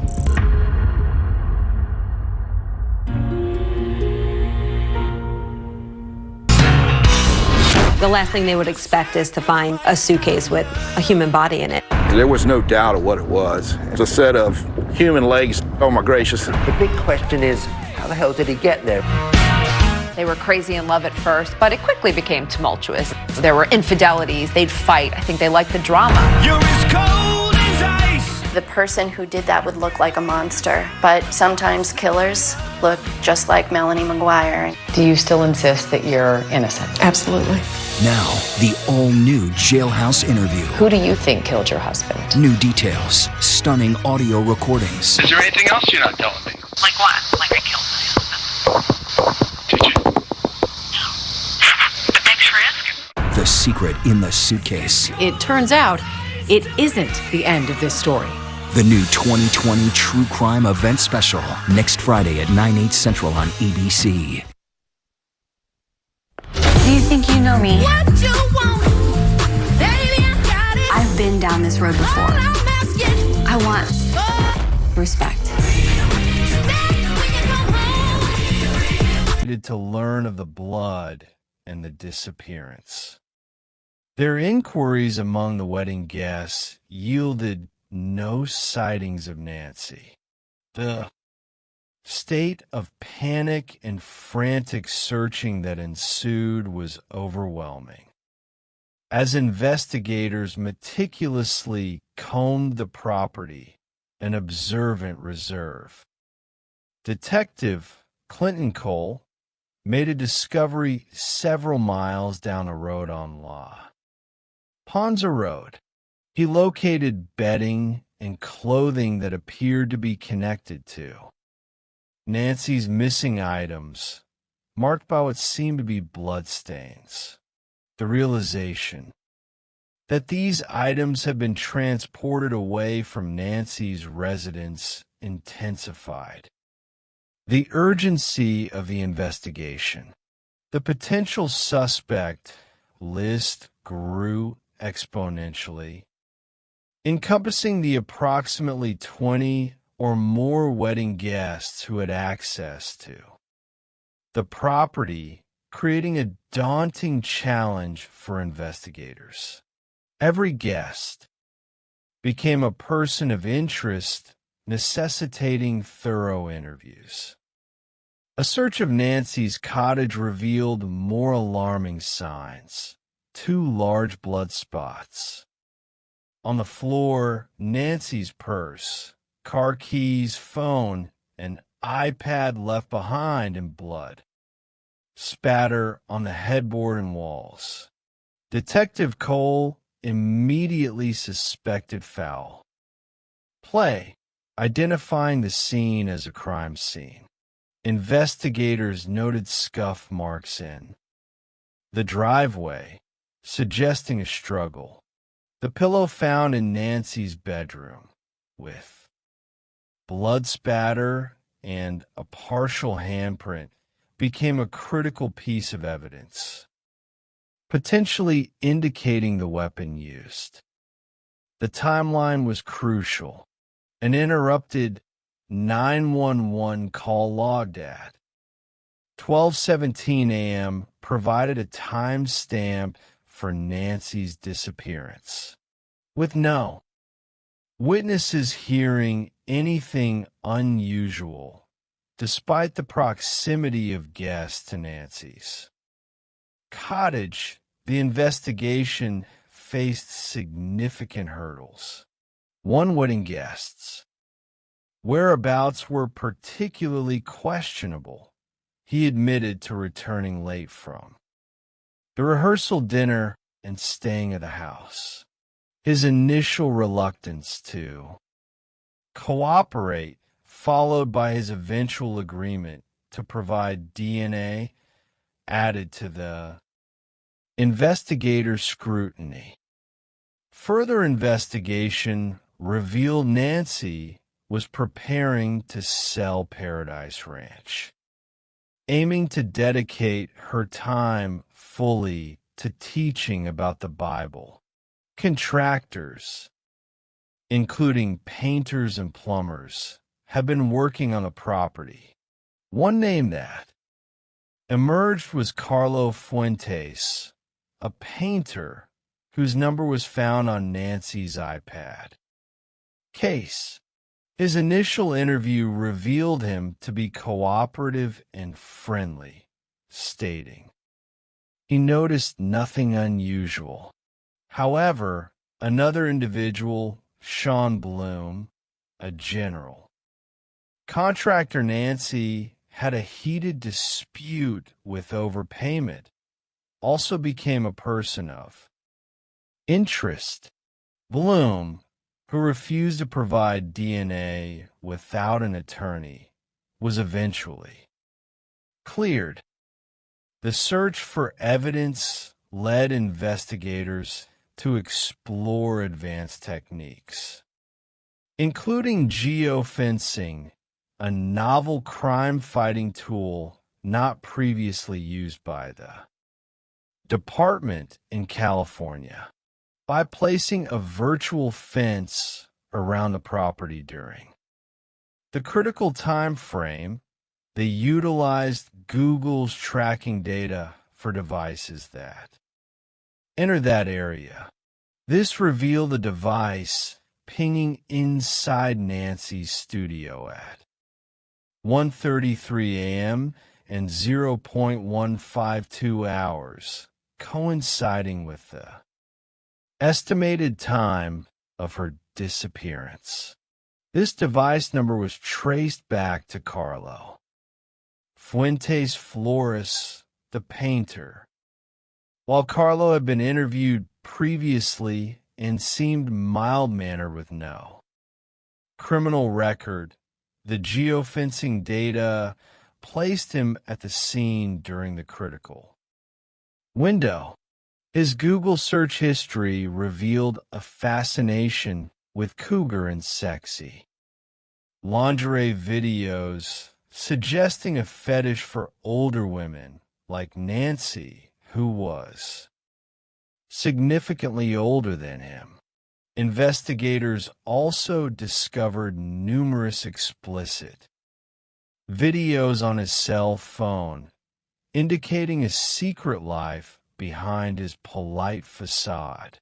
A friend noted his increased drinking and association with women. To obtain definitive proof, investigators conducted surveillance and retrieved a discarded Coke bottle from a restaurant where Carlo had lunch with his wife. DNA analysis of the bottle matched the DNA found on Nancy's bloody pillow, a crucial breakthrough. Confronted with this evidence, Carlo confessed. During his interrogation, Carlo Fuentes admitted to returning to Nancy's property to retrieve equipment. He claimed he backed up his truck and inadvertently struck Nancy as she approached from behind. He said he brought her inside where she collapsed and that it was an accident. However, his story shifted dramatically when pressed. He then admitted to having sex with Nancy, stating he was drunk and believed she had been flirting with him.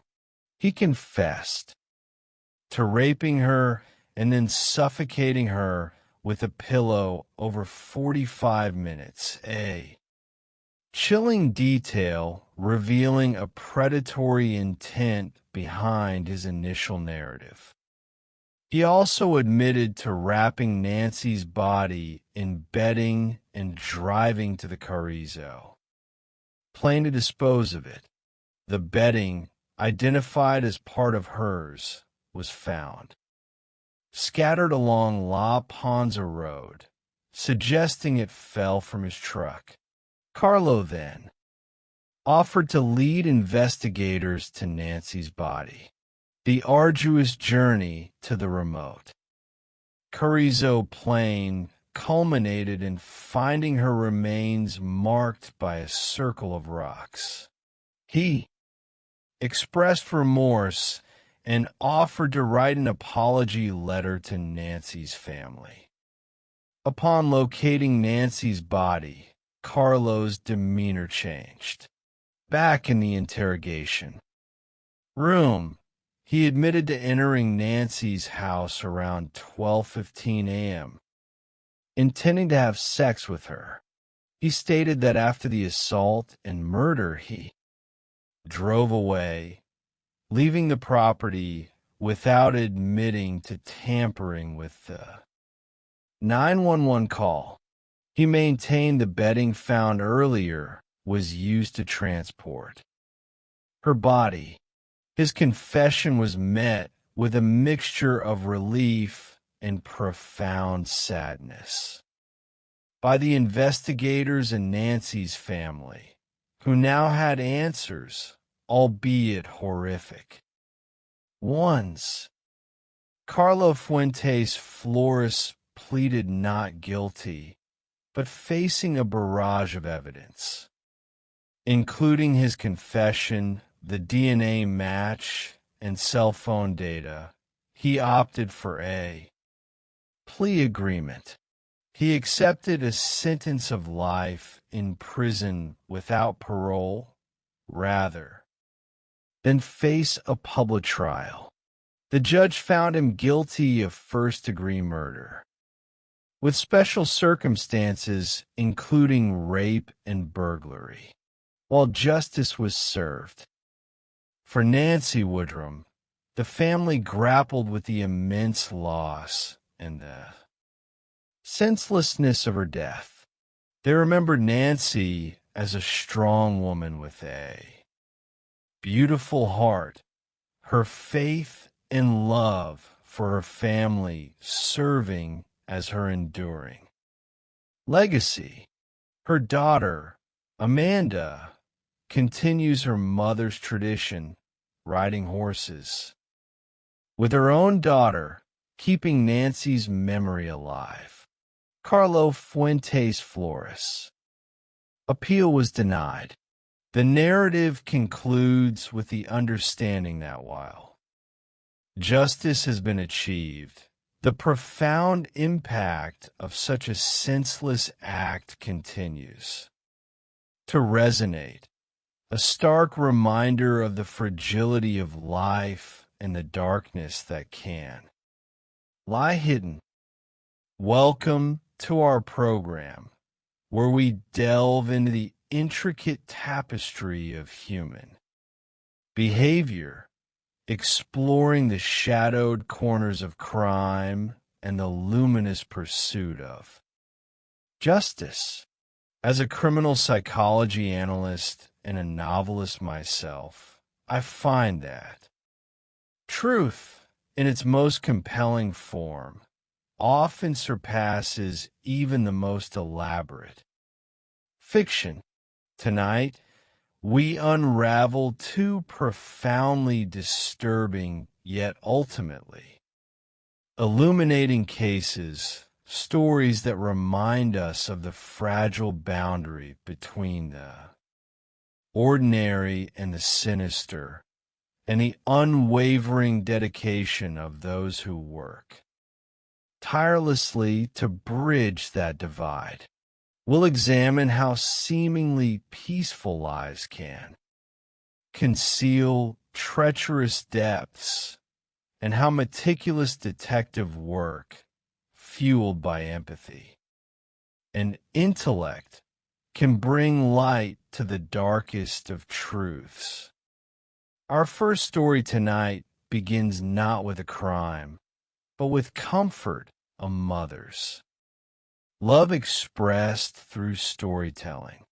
It introduces us to Corey Richins, an author who, in the wake of immense personal tragedy, sought to bring solace to her children and perhaps to the world. Yet, as we often find in the most complex investigations, the narratives we present to ourselves and others can mask realities far removed from their intended polish. It can be an exceptionally tricky subject, can it? Talking about loss with children, whether it's a parent, a sibling, or a dear friend. Joining us now is the author of Are You With Me, Corey Richins. And Corey, I want to start with your story, with what happened in your personal life. So, my husband passed away unexpectedly last year. He was 39. It completely took us all by shock. We have 3 little boys, 10, 9, and 6. And it's only been a year. How did you go from processing death to deciding you. Needed to write a book and help others? You know, I just watched the struggle that my kids were going through and trying to find something that we could use to cope at night. Nights are the hardest, it seems like, for everybody when dealing with anything. But I just wanted some story to read to my kids at night. I was reading it, and I remember I just was in tears, and I thought, this is perfect for your family. It just seemed perfect. The initial narrative painted a picture of profound grief and an admirable effort to guide her children through it. The concept of a bereaved mother channeling her pain into a book for her sons resonated deeply, projecting an image of resilience and deep maternal instinct. It suggested a family coping, finding ways to remember and feel the presence of the one they lost, even in absence. It's just explaining to my kid, just because he's not present here with us, that doesn't mean his presence isn't here with us. And he's doing these things with us. Viewers at home, what they saw in that interview was this: bereaved young woman who tragically lost her husband. Like, Dad is still here. It's just in a different way. But life, as we know, rarely adheres to the comforting simplicity of a fairy tale. Behind this tableau of loss and love, the threads of a much darker story were already beginning to unravel. The call to 911 at a little after 3 a.m. was the abrupt prelude to a night that would irrevocably change Corey Richen's life and set in motion an investigation that would expose the devastating disparity between appearance and reality. Corey Richens calls 911, saying her husband, Eric, is not breathing and is cold to the touch. 1, 2, 3, 4. 1, 2, 3, 4. Count out. Loud so I can hear you. I'm counting with you. 1, 2, 3, 4. Officers are dispatched to the scene. Paramedics and firefighters are already there when they arrive. In those first few moments of the police body-worn camera, you are watching this life or death moment unfold. Law enforcement is trying to make sense of it all. Inside the bedroom, you can see law enforcement trying to help Eric Richens. He is on his back on the ground. He has no pulse. He's not breathing. And they're using a CPR machine, so you can hear this sort of rhythmic sound. What's your first name? Let them do. They're working there. That's what happened today. Oh no, he was just fine. He was fine. When you say we were fine, what time did you see him when he was alert? We had a drink together at 9 to celebrate something at work. Hours earlier, they were celebrating a big financial win for her real estate business. She mentions that she had a cocktail before bed. She mentions that her son has night terrors and that she'd been asleep with him. When I sleep with my kids, I'll just wake up and I go back to my own bed. Where are your children? Now, they're asleep in that room. 2 are awake with their ears in the door. I Don't want to wake them up. Please don't make me come out. At one point, the officer asked if she would like to call anybody, and she mentioned she wants to call her mom. Can you use my phone? Uh-huh. I got a call. It was Corey. Said, Mom, you need to come up here. I said, something's happened. She said, Eric, does he have any medical conditions or anything like that? Lyme disease? So they're asking questions like, does he have any, health ailments? No heart problems or anything like that. So while she's talking to the officer, she says that sometimes he takes a gummy to sleep. But she also tells him she's not sure whether he took one that night. It's like a gummy, isn't it? Like a THC gummy? Okay. Does he have any history of illicit drug use or anything? In the past year? No.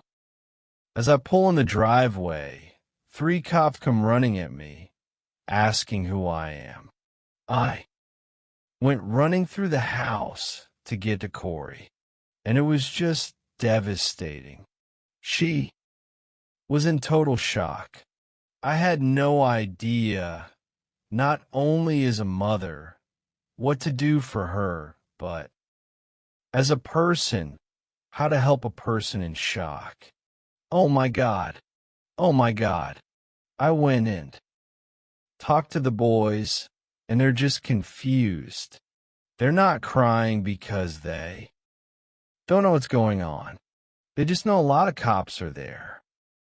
Corey Richland's mother, Lisa Darden, says that he got weekly allergy shots, and maybe that has something to do with his medical condition. He didn't look good. Last night, he looked pale last night, and I asked if he were okay. Yeah, but he was saying his chest was hurting. I had seen him that day, and I said, oh my God, what is wrong with you? You look horrible.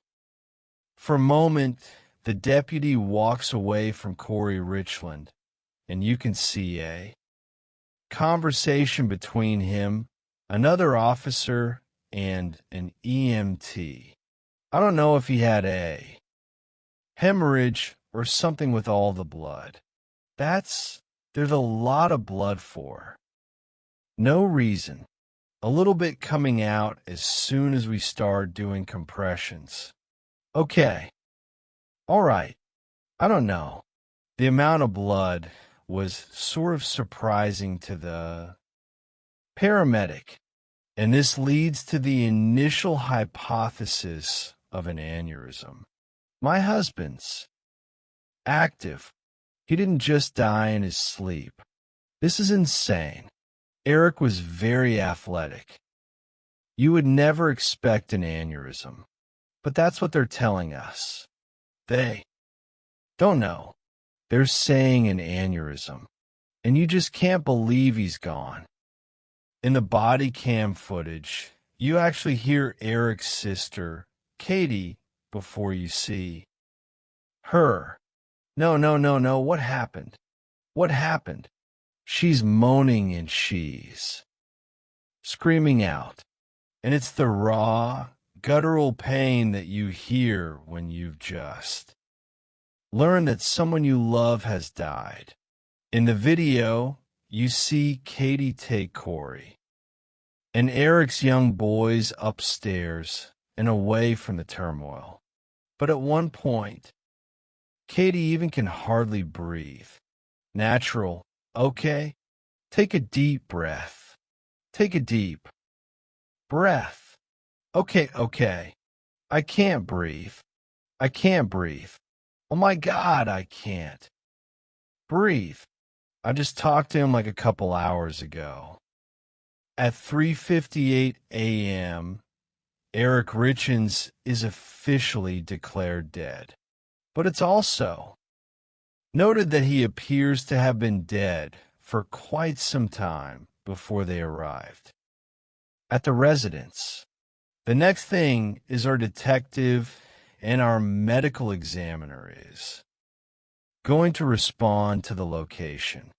They're going to do their investigation and document everything.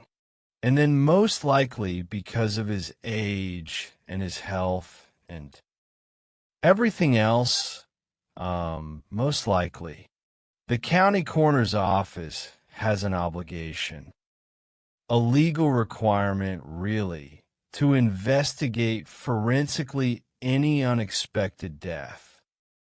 Whenever you have a young man like this who dies mysteriously, you can bet they're going to do an autopsy. This is the night of a tragic end, but the beginning of a mystery that will take years to unravel. The night that Eric died, Corey says that they were celebrating. They were celebrating what was going to be her most ambitious purchase yet for her real estate business. A distressed mansion in Midway, Utah, that she hoped to buy for millions, flip it, and sell it for millions more. She was so excited about it and the possibilities for it. This was a very big moment for Corey Richards.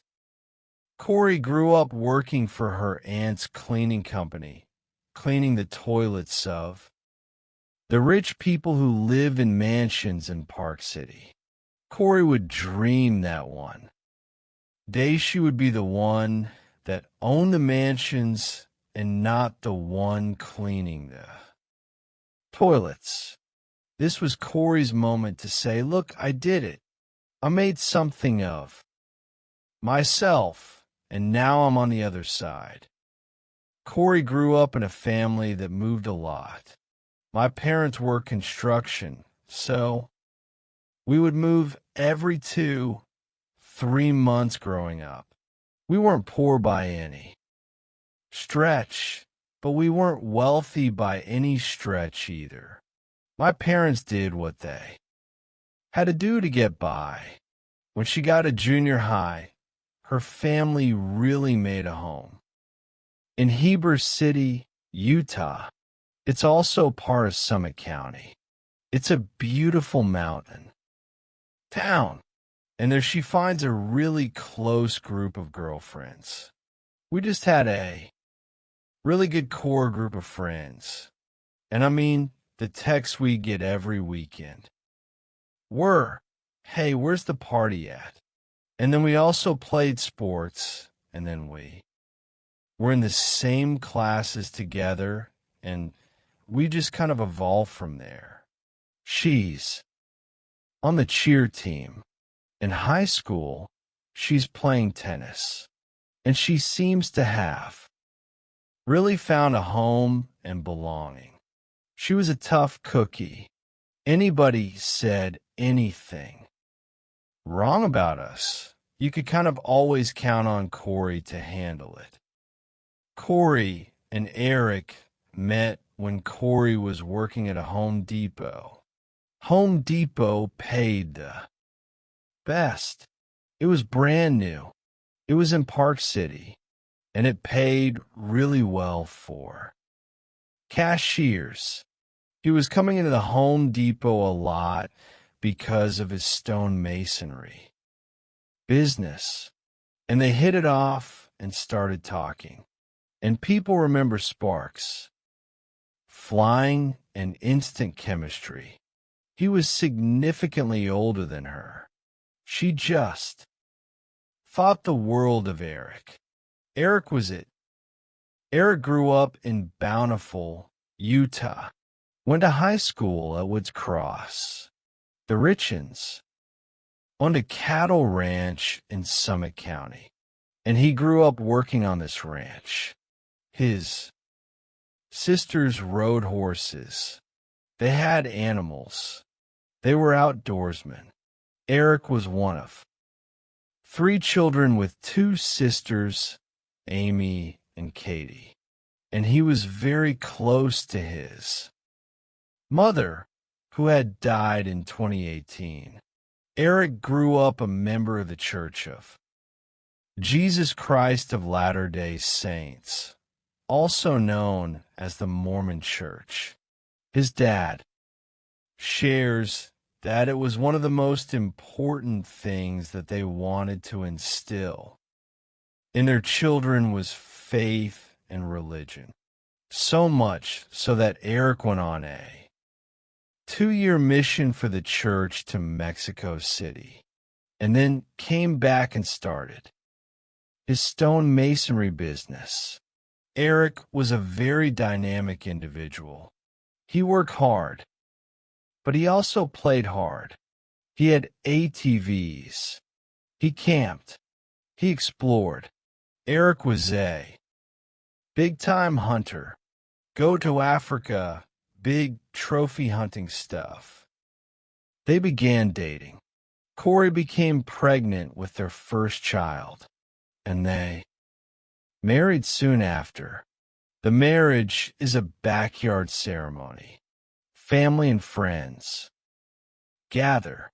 Corey is about to walk down the aisle, and Eric's mother presents her with a prenup. And the prenup says that his stone masonry business belongs to him, and that the only way that she would benefit from that business would be if he were to die while they were married. Corey was pretty distraught over it, but ultimately she signed it. She loved Eric.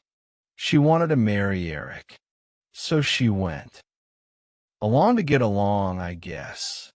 I don't think it's a secret that Eric's family, or at least parts of Eric's family, didn't approve of Corey. It was a rough start at the beginning, and once that got past, they had a good wedding. Corey and Eric ended up having 3 boys in 4 years. She planned that. She was a planner, and that was her plan. Corey was everything he'd probably want as a mom. She loved her boys. Her boys are her world. And when she wasn't working, she was with her kids. From Boy Scout leader to soccer to you name it, she's involved in everything. Eric he was a dedicated dad. He was a soccer coach for the boys. My last memory of Eric was me in their living room playing soccer with his son, and Eric was sitting in his chair, sitting back like this, giggling, while his son kicked my ass in soccer, and he was really proud of it. Eric's business has become incredibly successful. It's $1 million business, C&E Masonry, and they have a very affluent life. They're taking trips together. My first cruise was with them. They would go to fancy restaurants. Yeah, they had money to spend. At the beginning of all, Corey stayed home with the children. But at some point, Corey wanted more. And she started a real estate business. In 2019, Corey starts Richland's Realty, which is her home flipping business. That first year, Corey buys and resells a property to a family that says they found their dream home. Guess whose homeowner's me? And him. And me. And him. And me. We just bought a house. Just 2 years later, Corey is managing 15 renovation projects. Corey's making very good living. It's expanding quickly. She's buying a lot of properties, and by all accounts, it is very successful. This looks like the all-American perfect family. A beautiful home, a beautiful family, beautiful children, and 2 thriving businesses. What's your first name? Yeah, let me tell you, nobody ever thought Eric was going to die. Of course, Eric Richland's dedicated father has provided for his children, but this grieving widow is about to discover her future won't be quite what she thought. Eric's sister, Amy, says this home isn't yours.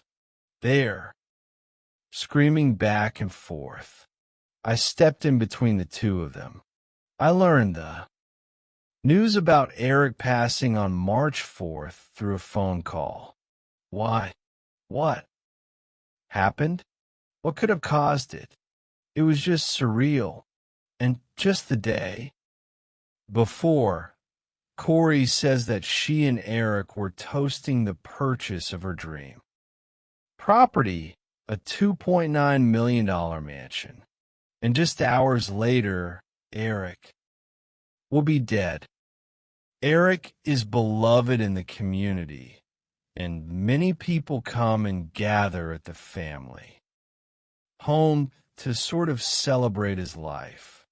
There were just constant people coming in and out of the house paying their condolences. We were just, reminiscing about Eric. We were all just there to support Corey, keep the boys occupied, keep their minds sort of off of, what happened. We were literally talking about Eric the entire night.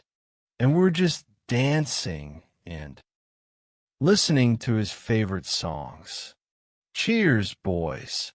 One of our friends is shotgunning a beer. Richard, yep. And it's not the way everybody else may celebrate, but that's how we did it, because that's what Eric would have done with us. At one point, they're playing music, and Cody Johnson's Till You Can't comes on, and this is Eric's favorite song. I mean, it's an incredible song with a very obvious meaning. Live Until You Can't, and to know that we just lost somebody so suddenly, it put things in perspective. Corey's dancing with her 3 sons, and Eric's sister Amy films the dance. And there was this light that kind of projected around them, and she's like, I swear Eric's dancing with them right now, like it was special. And it's this real moment of sort of solidarity between the 2 families. But that solidarity appears to be short-lived. The morning after that gathering, there is a dispute, an argument, between Corey and Eric's sister Amy. Corey realizes that Eric's will is an A. Safe. She seemed a little adamant about getting that will, and she was pretty positive that it was in the safe, but she didn't know what the combination was. Eric Richand's sister Amy is at the house, and a locksmith shows up to access the safe. You just hear like this blood-curdling scream as I ran out into the garage. And Amy had seen a sign on a truck that said locksmith or something. She flipped out and told Corey, you're not supposed to be getting into the safe. And then Amy drops a bomb. She tells Corey that Eric had secretly set up his trust and will, and Corey was largely cut out. They're screaming back, and fourth, I stepped in between the 2 of them. Eventually, the police showed up. In the midst of all of this, Corey wants to fact check what's going on, and they call the estate planner. So the estate planner ends up confirming to Corey that right around 2020, Eric had created an estate and that his sister, Katie, was in charge of that and the executor. He makes his sons the beneficiary of the trust. He puts the house in the trust. And that's when those words of, "It's not your home," came out. And Corey's like, "It is my house. I've lived here for 10 years. You know, what are you talking about?" Amy told authorities. That Corey punched her in the face and the neck. Corey is then arrested and charged with assault. She ends up pleading no contest, but she is found guilty of assault. To think this is happening 2 days after Eric's death, and then these two families have to see each other again at Eric's funeral. The funeral itself, I think, went off very well, but you could already see the animosity between the two families. It's contentious. Oh, the funeral was incredibly uncomfortable. Corey stood in one, and then his family stood in like another area. Yeah, it was a very obvious divide immediately, and they wouldn't talk to each other. There really wasn't much reference to Corey. There wasn't a lot of love going on. Over the top, lavish casket. It was like a horse and buggy. It was grand. It was very country. It was just the most uncomfortable funeral I've ever been at. His 40th birthday was just a couple weeks after the funeral.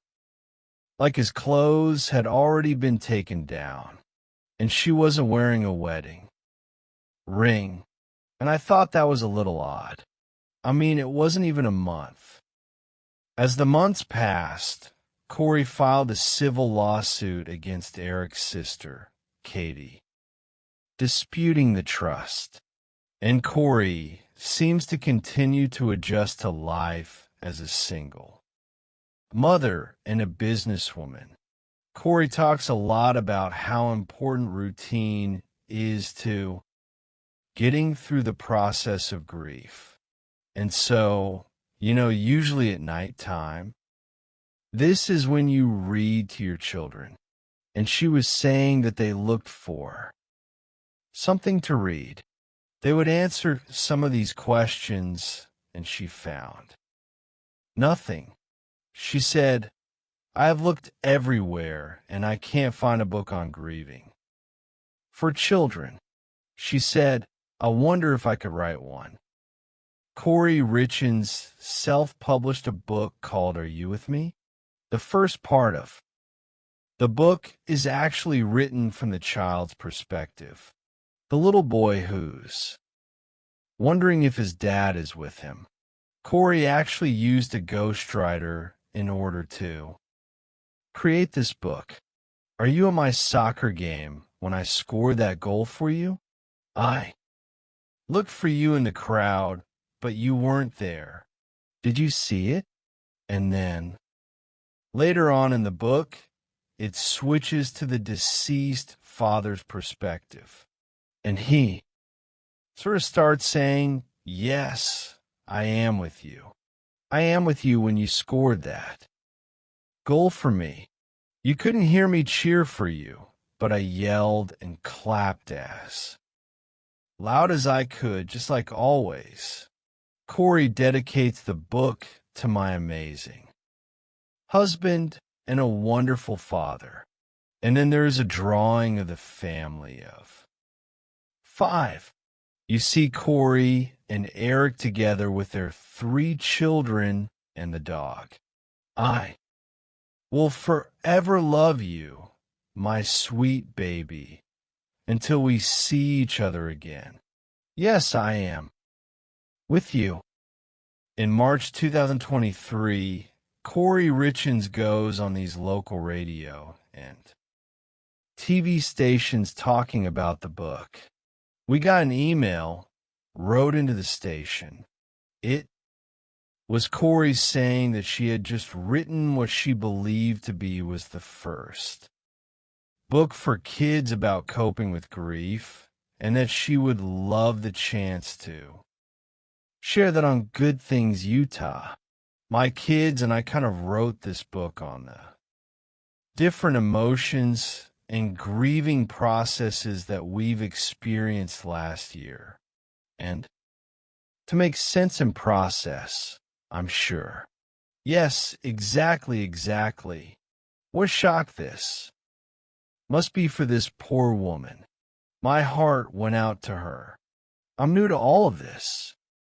So, kind of doing, research and reading books and things to try and understand, not only how to grieve as a widow, as a wife, but also, with my kids, how to help them understand what just happened. But the big shock happened a couple of days later when we get an anonymous email, and there's just one line, and it's in all capital letters with many exclamation marks at the end. And it says, she killed her husband. Corey, thank you. While Corey has moved on with her life and is promoting her children's book about coping with grief, authorities have been digging into the circumstances surrounding Eric's death. Were you first on today? We were second. And there was blood before you leave? A little bit coming out as soon as we start doing compressions. Originally, it was one of the EMTs on scene who suggests that maybe Eric had an aneurysm. I wonder if he had an aneurysm or something with all the blood. And I think that made a lot of sense to the family. On scene right then, because what else would it be that would make a healthy 39-year-old man all of a sudden stop breathing in the middle of the night? So law enforcement says that there will be an autopsy. They think it might have been an aneurysm, but they don't know. For the people that knew Eric, the autopsy was absolutely shocking. The initial autopsy report comes back, and it's drug intoxication fentanyl as the cause of death. 5 times he announced a fentanyl that could kill anyone. Eric did not do drugs, not to my understanding, and Corey was saying the same thing. So it was just baffling. They also found that it was not medical grade fentanyl. So this is nothing that was prescribed by a doctor. This would have been, drugs off the street, the type of drugs that you would procure on a corner and don't necessarily know the origins of. The autopsy report jumpstarts a criminal investigation because this is not a natural death. This is either an accident of the overdose or someone killed Eric. Now police officers realize they have to find the origin of the drug. Police get a search warrant to search the Richens' home for illegal drugs. Investigators go in. They seize Corey's electronics, Eric's electronics, and they search the house for anything that could possibly have traces of fentanyl. But they don't find any fentanyl. During this search, Corey is stopped by lead detective Jamie Woody. And at that moment, Corey says what everybody else is saying that Eric doesn't do drugs, that she's shocked by the cause of death. Corey Richins talks to the chief medical examiner and essentially has a bunch of questions, and she goes down a list of the various items that were found in the stomach contents. The third one, the acetyl, I don't know how you say that. Acetylfentanyl. That's just a variant of fentanyl that is usually only present in the setting of illicitly manufactured fentanyl. Illicitly manufactured, like a pharmacy? No, like fentanyl that's manufactured by drug cartels as opposed to by pharmaceutical companies. Oh, good Lord. It's pretty clear she's kind of reading from the report and asking individual questions about each part. I was just trying to figure out, if we found out anything new. Definitely death from fentanyl intoxication. And we still don't know how he got it into him. Yeah. I mean, is that anything you could ever find out? When the toxicology report comes back, Eric's family comes forward to law enforcement and says, well, we have some concerns about the toxicology report. Eric didn't do drugs. The Richins family was immediately suspicious that Corey had a role in Eric's death. According to Eric's family, while it seemed like Corey and Eric were flying high when he died, it was a very different reality. Eric discovered actually in 2020 that Corey had taken out a loan to help her business and did so without telling him. Corey had taken out a $250,000 line of credit against the home, which Eric solely owned and had no idea about. That made them all start to be very concerned with Corey's financial situation. And that is actually what caused him to change the trust, because he wanted to make sure his children were taken care of. The family says that when Eric finds out, he visits a divorce attorney. I think it's like, how can you deceive your spouse like that? When you own a home, the idea that you're going to take out a line of credit that they're never going to realize this, and you're somehow going to go out and spend $250,000, and they're just never going to get that that's what was going on behind the scenes. It's pretty shocking. They end up going to counseling, and they do. Not separate, but there's this idea, she's lied about their finances. Even if there's a facade of things being good within the marriage, there's still a real permanent rift between the couple and the trust that's been broken there. But as it turns out, allegations of financial crimes are not the only evidence. Investigators are uncovering. A year after Eric's death, Corey's finances are not looking good at all. She thought she was going to be getting an inheritance. And now the weight of her debt is bearing down on her. She's in a lot of trouble.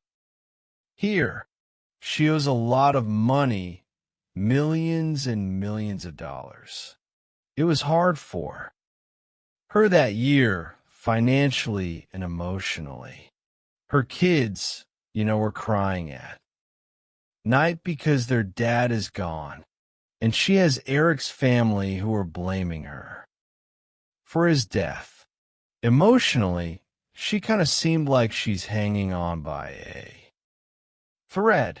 Corey was also trying to run this business that she was doing, and she just seemed really stressed out. One of Corey's biggest financial burdens was this mansion she had purchased. A luxurious piece of property on the most beautiful land. She buys it for close to $3 million. But at this point, the mansion is far from finished. Corey Richins commissioned this YouTube video of the house construction. It even included a virtual view of the planned luxe amenities.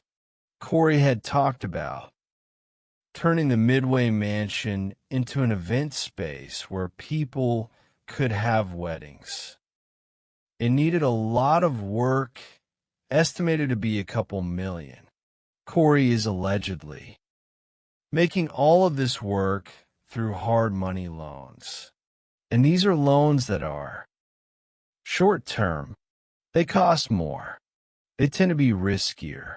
But Corey didn't have money from Eric's estate to help and eventually lost the mansion to foreclosure. The fallout from Corey's financial strain allegedly ends up harming one of her best friends, a woman named Chelsea Barney. Corey's been helping her best friend buy a home, her first home. So she says, look, I'll get the loan. You'll sign the deed. The home will be yours, and you can pay the mortgage each month. She was a waitress and a manager at a restaurant, and she had saved all of her tip. Money for years. She gave Corey $45,000 as a down payment. She was always on time with her payment. And so when all of a sudden she was getting notices that her home might be in trouble, she called and asked for a copy of the deed. Essentially, Chelsea had found out that the deed was never properly filed with the county. She never was the owner of the home. The house is foreclosed on. Chelsea and her family are evicted. And to add insult to injury, all this money she saved up to buy this home, it's gone. And there's another family who also say their dealings with Corey did not end. Well, we just bought a house. Taryn and Alec right by this home for their family. It's been remodeled. There's a view of the mountains. It has a great yard. But once they were in that home, they discovered a major problem. They claim they find mold in the walls, and they say there was water coming in, and that everyone in the family got sick. Nosebleeds, asthma, really unpleasant stuff. Corey denied that she had any knowledge of any problems with the home, and that the home had been inspected prior to their closing on it. The Wrights filed a lawsuit and told 2020 they lost their house to foreclosure, saying they've been financially ruined by the cost of a long-term temporary rental while still paying for that home. Meanwhile, there are people who are starting to say out loud what only a few knew, that Eric had gotten ill in the past, and he suspected Corey was behind it. Eric and Corey were on a trip to Greece in 2019. They're out having dinner one night, and everyone is ordering drinks. Eric had just recently got Lyme's disease from a hunting trip. He's taking medication for it. On that medication, you're not allowed to have alcohol. It'll make you very, very sick. Eric ordered a virgin drink. When they brought it over, he tasted it and said that he thought that there was alcohol in it. He started not feeling well, and they ran up to the hotel room. He called his sister Katie and told her that he thought that Corey had tried to poison him. I don't believe Eric said that. I don't believe he ever said that. They were in a restaurant when he got sick, so the only one serving him was a waitress. Then actually on Valentine's Day of 2022, so only weeks before his death, Corey had ordered a sandwich for a local diner. The server entered the phone and then took out order was placed a Bald Mountain bagel. Sandwich, which is just a toasted bagel with bacon, egg, and cheese, avocado, and sliced tomato. And 12 minutes later, Corey came in and picked it up and paid for it. When she left the sandwich for him, she left a note basically just saying, "Happy Valentine's Day. I love you." After just a single bite, Eric seemed to believe he was having an allergic reaction. He used his son's EpiPen, took some Benadryl, and went to sleep. And when he woke up, he texted friends, "You almost lost me this time. I think she might have poisoned me." And police are about to learn just where that poison could be coming from. Corey came to me about a year after she said her husband had died.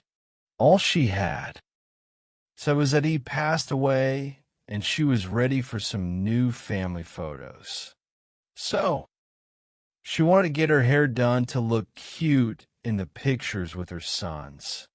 I was really impressed with how she was handling that situation with her little boys and how much she was doing with her life. Corey spent 5 or 6 hours in my chair. We did a full color on her, and then we did her extension install after that. I think she ended up spending around $2,900. It's been a year since Eric Richen's death, and Corey is moving on with life. But Eric's family, however, is frustrated. They say they're not seeing progress in the investigation, and they're dealing with the back and forth lawsuits over the estate. So they decide to hire a private investigator. This PI pulls phone records, looks at thousands of text messages, pulls electronics, gets cell phone data. So when the private investigator gets into these phone records, he discovers that there are essentially 3 people that Corey is communicating with all the time. One is Eric, the other is her mother, and the third person is a woman named Carmen Lauber. This is between the months right before and right after Eric Richens dies. So why is Corey talking to Carmen Lauber so much? Carmen worked for my sister, cleaning houses and cleaning the fix and flips. Corey would call her and say, "Hey, I need you to go to this address, clean this house." This woman has a checkered past, including a whole bunch of drug stuff. With the information that the private investigator gathered, he's forwarding all of that to the Summit County Sheriff's Office. A new lead detective is put on the case, Detective Jeff O'Driscoll, and his theory is to start fresh. Carmen is in a court-ordered drug program, and Detective O'Driscoll takes the opportunity to search her trash. He finds drug paraphernalia, and that's a violation. Now he's got probable cause to search her home. Not only do they find enough evidence to bring drug charges, they find a gun, and she's not allowed to have one since she's a convicted felon.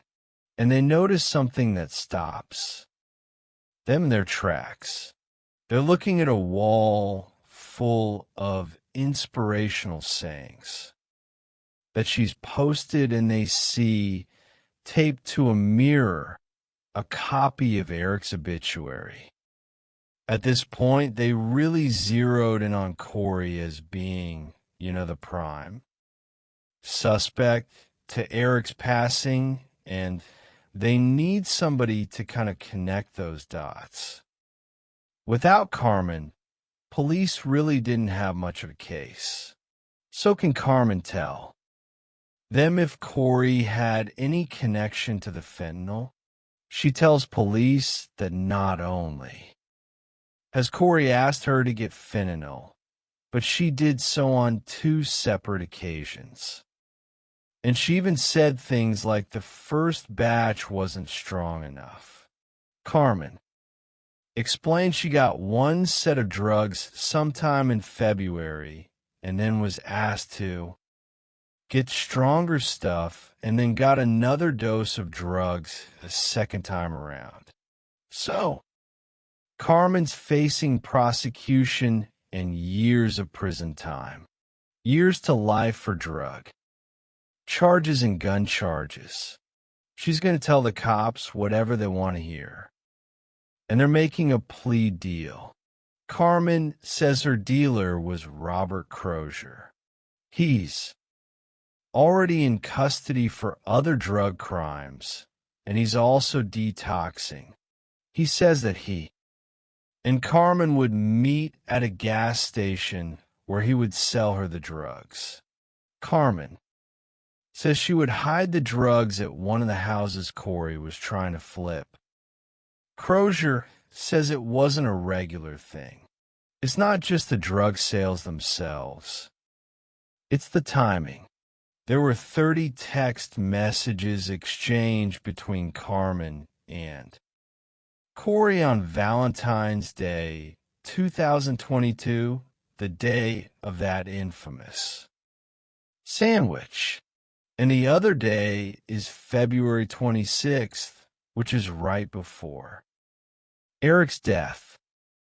Now law enforcement has the drug link through Carmen, and they have the financial information.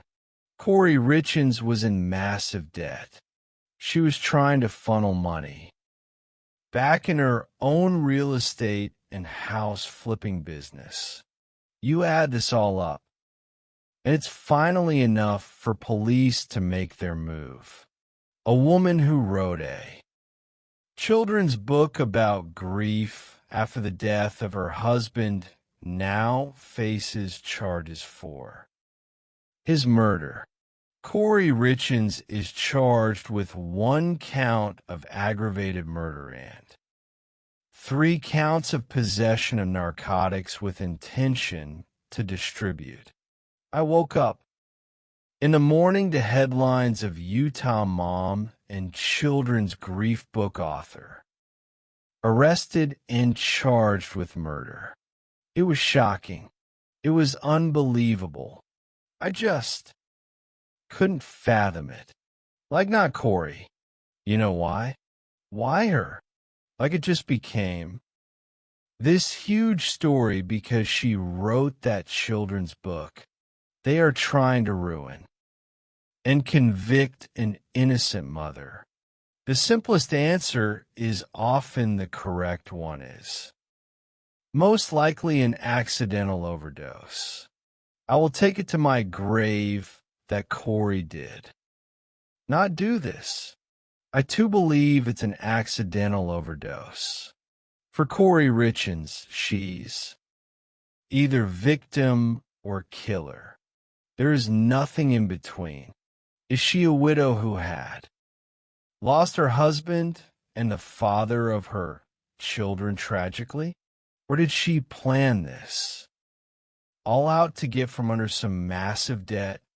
In my experience, money and love are two of the most powerful motivators for a murder. Now, police know about the money, and there may be a romantic angle as well. If Corey wasn't with Eric on Valentine's Day and she wasn't, who was she with? My kids, and I kind of wrote this book on the different emotions and grieving processes that we've experienced last year, and to make sense and process, I'm sure. Right now, we have the arrest of a Utah mom who wrote a children's book about grief after her husband's death. She has now been charged with killing him. I'm new to all of this as a widow, as a wife, but also, with my kids. I'm thinking she's just powering through. She's trying her best maybe not to cry, maybe not to get too emotional. Toxicology report found 5 times a lethal dosage of fentanyl in his system. This last page, particularly poignant, I will forever love you, my sweet baby, until we see each other again. Yes, I am with you, written as though it's in the father's words for their boys. You are an amazing woman, and we thank you for being vulnerable and sharing this and touching the lives of others. Thank you. I really appreciate being here. Thank you, Corey. Thank you. All right, GTU is back with more. State prosecutors say they do have enough evidence against Corey Richins to proceed with a trial. The imminent charge of murder, allegedly at this point. But still, naturally, you're thinking, can I believe what she said? On May 8th, 2023, Corey is arrested and charged with the aggravated murder of her husband, as well as several counts of possession of illicit drugs with the intent to distribute. Finding out was such a shock. I mean, talking about this now, it still blows my mind. This could all very well be the perfect crime. A storybook ending where she thought she couldn't get caught. It's a story that resonates because it's sort of this idea that she's two very different people, a Jekyll and Hyde situation. She was so empathetic at first glance, and then the story becomes much more sinister. In a June 2023 hearing where Corey is going to find out if she makes bail or not, she appears in street clothes, but she is in shackles. And she has this look of confidence on her face, almost as if she thinks this is still going to go her way. Prosecutors call 3 witnesses to testify as to why Corey Richins should not be released pending prosecution. The defendant came to the door and wrote a check from her business for $1,300 for the purchase of the fentanyl. The initial bail hearing had a forensic accountant going into her finances. It went over the phone records and some of her searches on her phone after her husband's death. During the bail hearing, the cell phone expert presented evidence that prosecutors said was a sign of consciousness of guilt. Consciousness of guilt can be virtually anything that a criminal defendant does that is consistent with them understanding that they're guilty. Some of the more interesting internet searches included luxury prisons for the rich in America. Can cops uncover deleted messages iPhone? If someone is poisoned, what does it go down on the death certificate as? And finally, what is a lethal dose of fentanyl? Those internet searches did not come until after Corey had been given a search warrant. That was executed on her home. That search warrant laid out that they believed that Eric had died from a lethal dose of fentanyl, that she had murdered him with it. And so, to now say, well, she searched it, so it's a consciousness of guilt. I think it's human nature. Someone hands you something and says, hey, we think you poisoned them with fentanyl. And you're like, I don't even know what a lethal dose of fentanyl is. What do? We Google. Search. Prosecutors argue that the motivation behind Eric Richens' death is that Corey Richens was in massive debt. Being bad with money does not make you a murderer. The defense makes the argument that the prosecution has no case because they have no way of showing how the drugs ultimately got into Eric's system. They went through the home and they found absolutely no forensic evidence to substantiate their allegation that she must have given Eric fentanyl in this drink. But perhaps the most compelling argument was made by Eric's sister, Amy Richens. During her victim's impact statement, Eric was a family man who always strove to be the absolute best father and husband. I go through the terrible sequence of events. I wonder when he realized he was in mortal danger. This last year has been a living hell for our family. We have watched as Corey has paraded around, portraying herself as a grieving widow and victim while trying to profit from the death of my brother. The circumstances of this case weigh soundly against granting pretrial release of any kind. Since Corey was arrested, she's been held in the Summit County Jail. Corey not only has been separated from her children at this point, she lost custody of her children. The state of Utah takes her kids away, even though she's presumed innocent, because Utah has a law that allows the court to do that when one spouse is suspected of causing the death of the other spouse. And it's wild. She's in jail that authorities make what appears to be a stunning discovery. Deputies did what's called tossing her cell, where they go and they essentially perform a search, and they found a letter that the prosecution believed to be very, very significant in the case. Since her arrest, Corey Richens, the aspiring writer, is being held in Utah Summit County Jail, and she's at it. Again, during a sweep of Corey's cell, an officer uncovers a 4-page letter.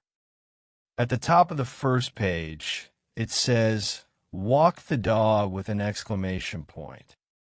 And prosecutors argue that this letter is a message for Corey's mother to relay to her brother Ronnie what he needs to say to help get her off. It reads in Hart, here's what I'm thinking, but you have to talk to Ronnie. He would probably have to testify to this. Eric told Ronnie he gets pain pills and fentanyl from Mexico from the workers at the ranch. Reward this however he needs. To make the point with Mexico and drugs, prosecutors say this is evidence of witness tampering, of influencing a person's testimony that could potentially take the stand in her case and providing a story that is alternative to how Eric had gone to Mexico and possibly obtained drugs while there. Of course, that's hugely significant from the perspective of detectives and the prosecution. I mean, she just explained to me that it was some fairy tale book that was loosely based on what's going on, but there's a whole bunch of stuff in there that makes it very obvious that it's not true. Corey has always maintained that the walk the dog letter was part of a greater manuscript. Not only was it attorney-client communication, it was also attorney work product. Is this damaging? Does she admit that she committed murder in it? Absolutely not. So the question becomes whether a jury will see this as Corey insists as a fictional manuscript or further evidence of her guilt. First with the death of her husband and this children's book, Are You With Me? And now with this 4-page letter, you see Corey writing herself into the plot. It is Corey's own written word that prosecutors keep coming back to as evidence that she is in fact at the center of this. The Camus mom accused of killing her husband and then writing a children's book about grief is facing more criminal charges. So in March 2024, the prosecution amended their complaint to include an allegation of attempted murder. This is the attempted murder charge for the poisoned Valentine's Day sandwich that Eric ate just weeks before his death. Eric's supposedly saying that he thinks his wife is trying to poison him. It's absolutely absurd, and the heat is about to be turned up even higher on Corey. With all the media coverage on her case, someone was watching in that. Someone reached out to Eric Richen's family wanting to clear a guilty conscience. That someone is 41-year-old Josh Grossman, who Corey had hired as a handyman at a home that she was renovating. Authorities learned that Grossman and Corey had been carrying on a years-long affair. According to investigators, the lovers texted almost daily. I want you today, every day, not just sexually, but physically, mentally, every day. When I wake up, I do want a future together. So in addition to the financial motive here, we also have a totally separate motive, and that is she's having an affair where she's repeatedly communicating with this man, talking about how much she wants to be with him and how much she loves him. Among the frequent text exchanges in February of 2022, Corey wrote, "If he could just go away and you could just be here, life would be so perfect. I love you. You know I'll Acknowledge the timing of the texts are not ideal. Is this evidence of murder? No. But is it one of those things that may weigh in the back of a juror's mind when they're thinking about how to weigh all this other evidence? I think that absolutely becomes the case. We're following breaking news out of Summit County for you. The judge granted a request from the defense team to withdraw from her case. Suddenly, defense attorney Sky Lozaro withdraws from the case, citing a conflict of interest involving her law firm. And this preliminary hearing is a critical right that every single replacing Lozaro is. Public defender Kathy Nestor and co-counsel Wendy Lewis.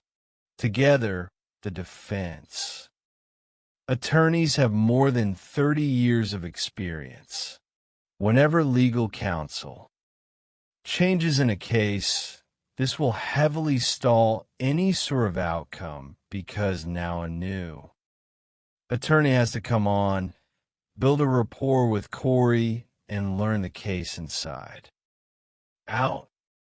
In May 2024, just days after her new lawyers are appointed, Corey makes her first public statement in an audio recording released to ABC News. The world has yet to hear who I really am, what I've really done or what I really didn't do. What I've really done is protect Eric at all costs. What I really didn't do is murder my husband. I could not and would not ever do that to Eric or anyone for that matter. I'm asking the world to give me a chance. And Corey Richens will have that chance in court. While the narcotics charges were dropped, she has pleaded not guilty to the remaining charges, including 2 counts of insurance fraud. One of those charges alleges that Corey took out a life insurance policy on Eric without his knowledge. When you throw in a financial motive, that's big. That's huge. That she needed Eric Richens dead. That financial motive is massive. It's big. But then you throw in an affair. You throw in a love story. Now you're talking multiple motives. The state first has to prove that he was murdered. That's step 1. And they've got to be able from the jury. I want to know how.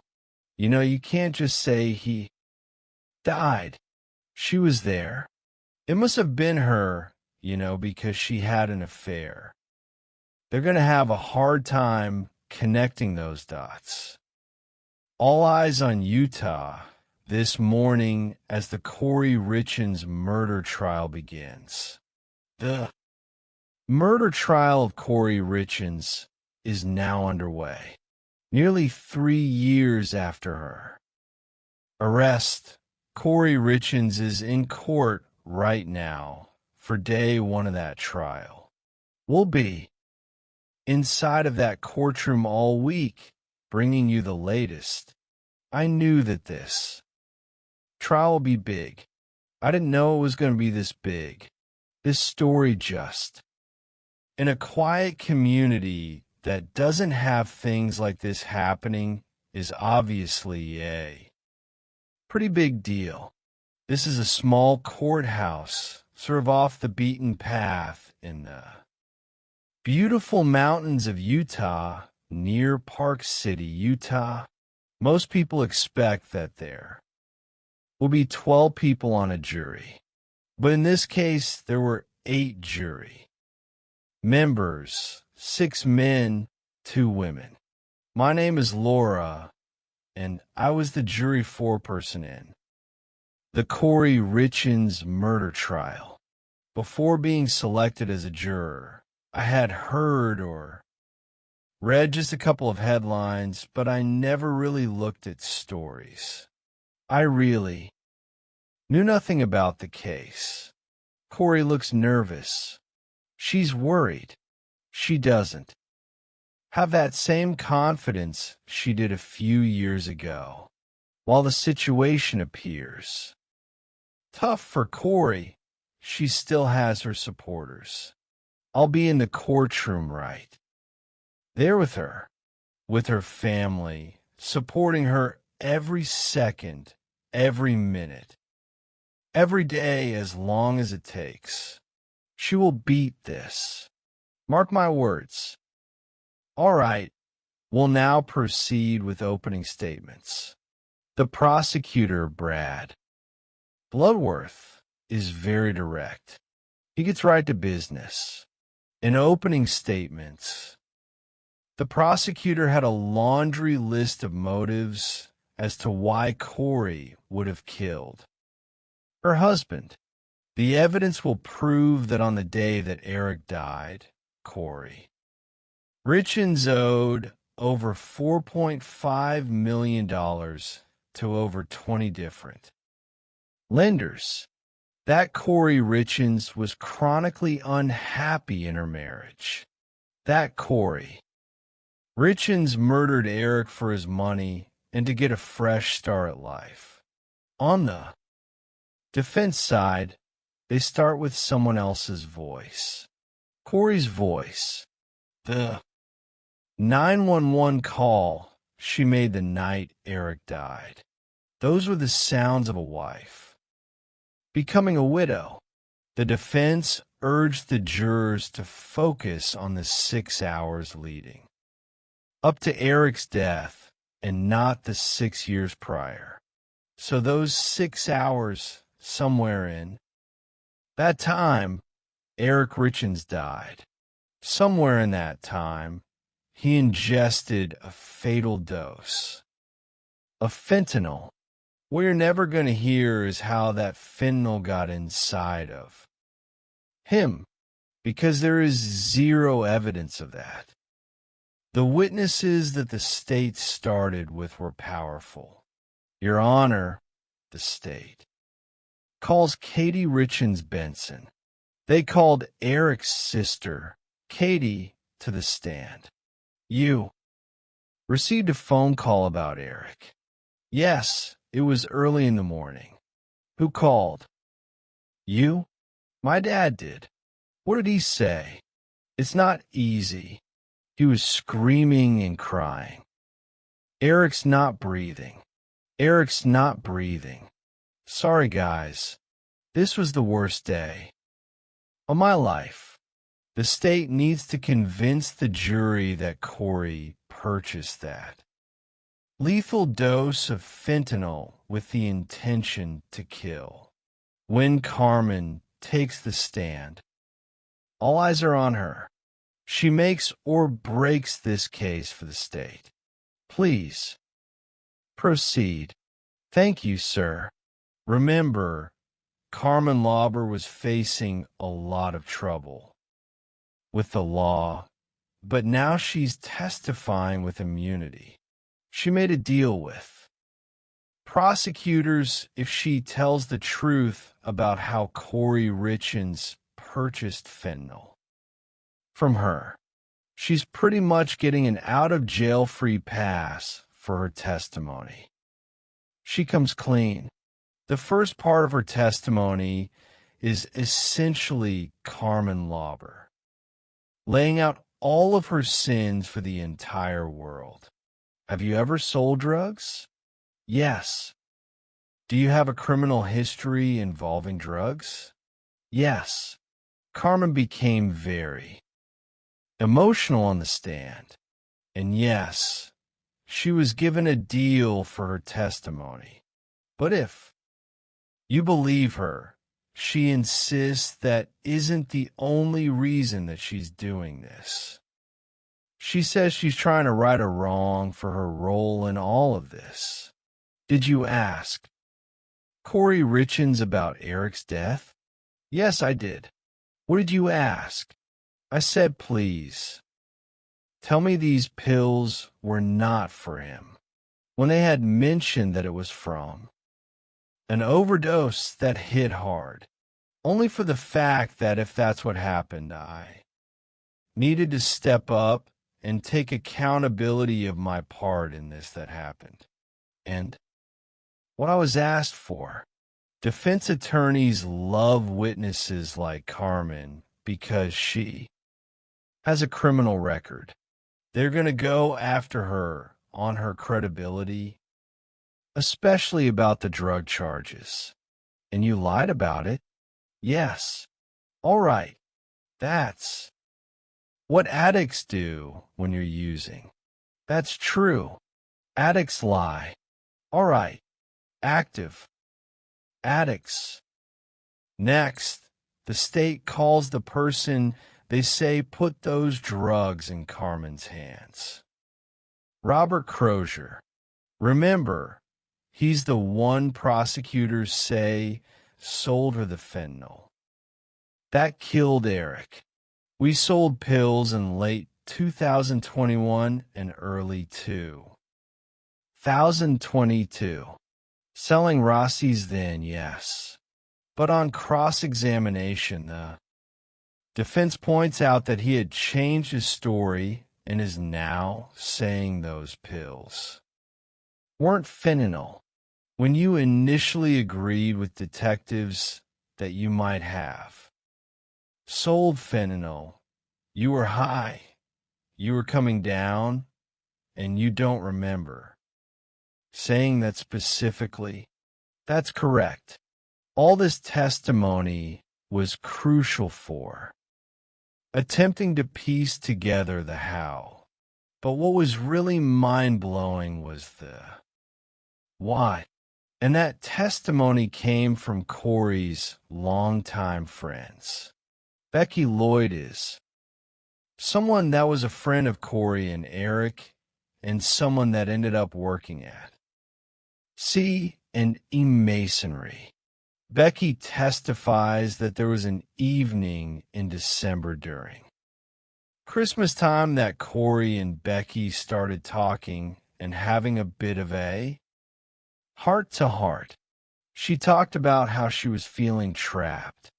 She was feeling like there wasn't an easy way forward out of the marriage. And she said that in many ways, it would be better if you were dead. Corey's lawyers pounce, challenging Becky's memory. A couple of weeks after Eric died, you gave an interview about this conversation you and Corey had. Yes, and isn't it fair that in that first interview, you never mentioned anything about saying it would be better off if Eric was dead, did you? I don't recall. You don't recall? I don't recall. Okay. Your Honor, the state calls alley stakings. Alley staking is called to the stand. This is Corey's best friend, someone she's known since middle school. I've known I was going to take the stand for 4 years now. And it's been a nightmare. There was a lot of emotions in walking into the courtroom and then seeing Corey. It felt like I was about to betray her going on the stand, and I didn't like that feeling. Are you one of her best friends? Yes. Yeah, I was. Yeah. When I was asked on the stand if she was my best friend or not, like, I don't know, because I'm now learning a completely different side of this person that I knew and loved for the last 20 years. Allie should be a strong witness for the prosecution. They want her to tell the jury about a conversation she had with Eric about that infamous Valentine's Day sandwich, but it sort of backfires on them. He said that he thought that Corey had tried to poison him, but it was more of a funny story.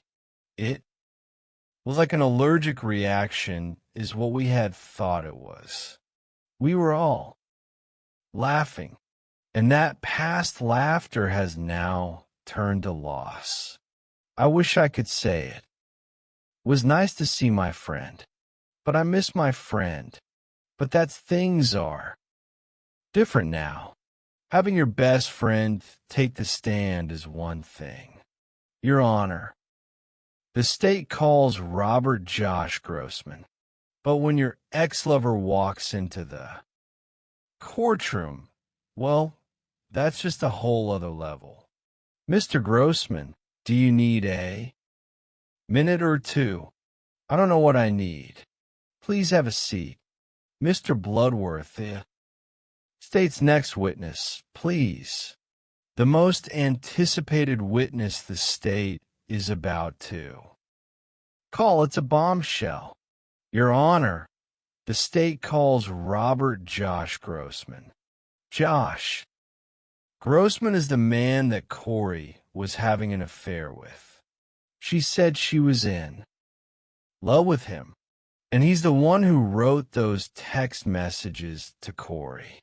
Do you solemnly swear the testimony you're about to give in the matter before the court to be the truth, the whole truth, and nothing but the truth, subject to the pains and penalties of perjury? The swearing in of a witness is usually a pretty routine thing in a courtroom, but not this one. While he's being sworn in, they're asking if he's going to be honest. He doesn't know how to answer it. Sir, have a seat for me if you don't mind.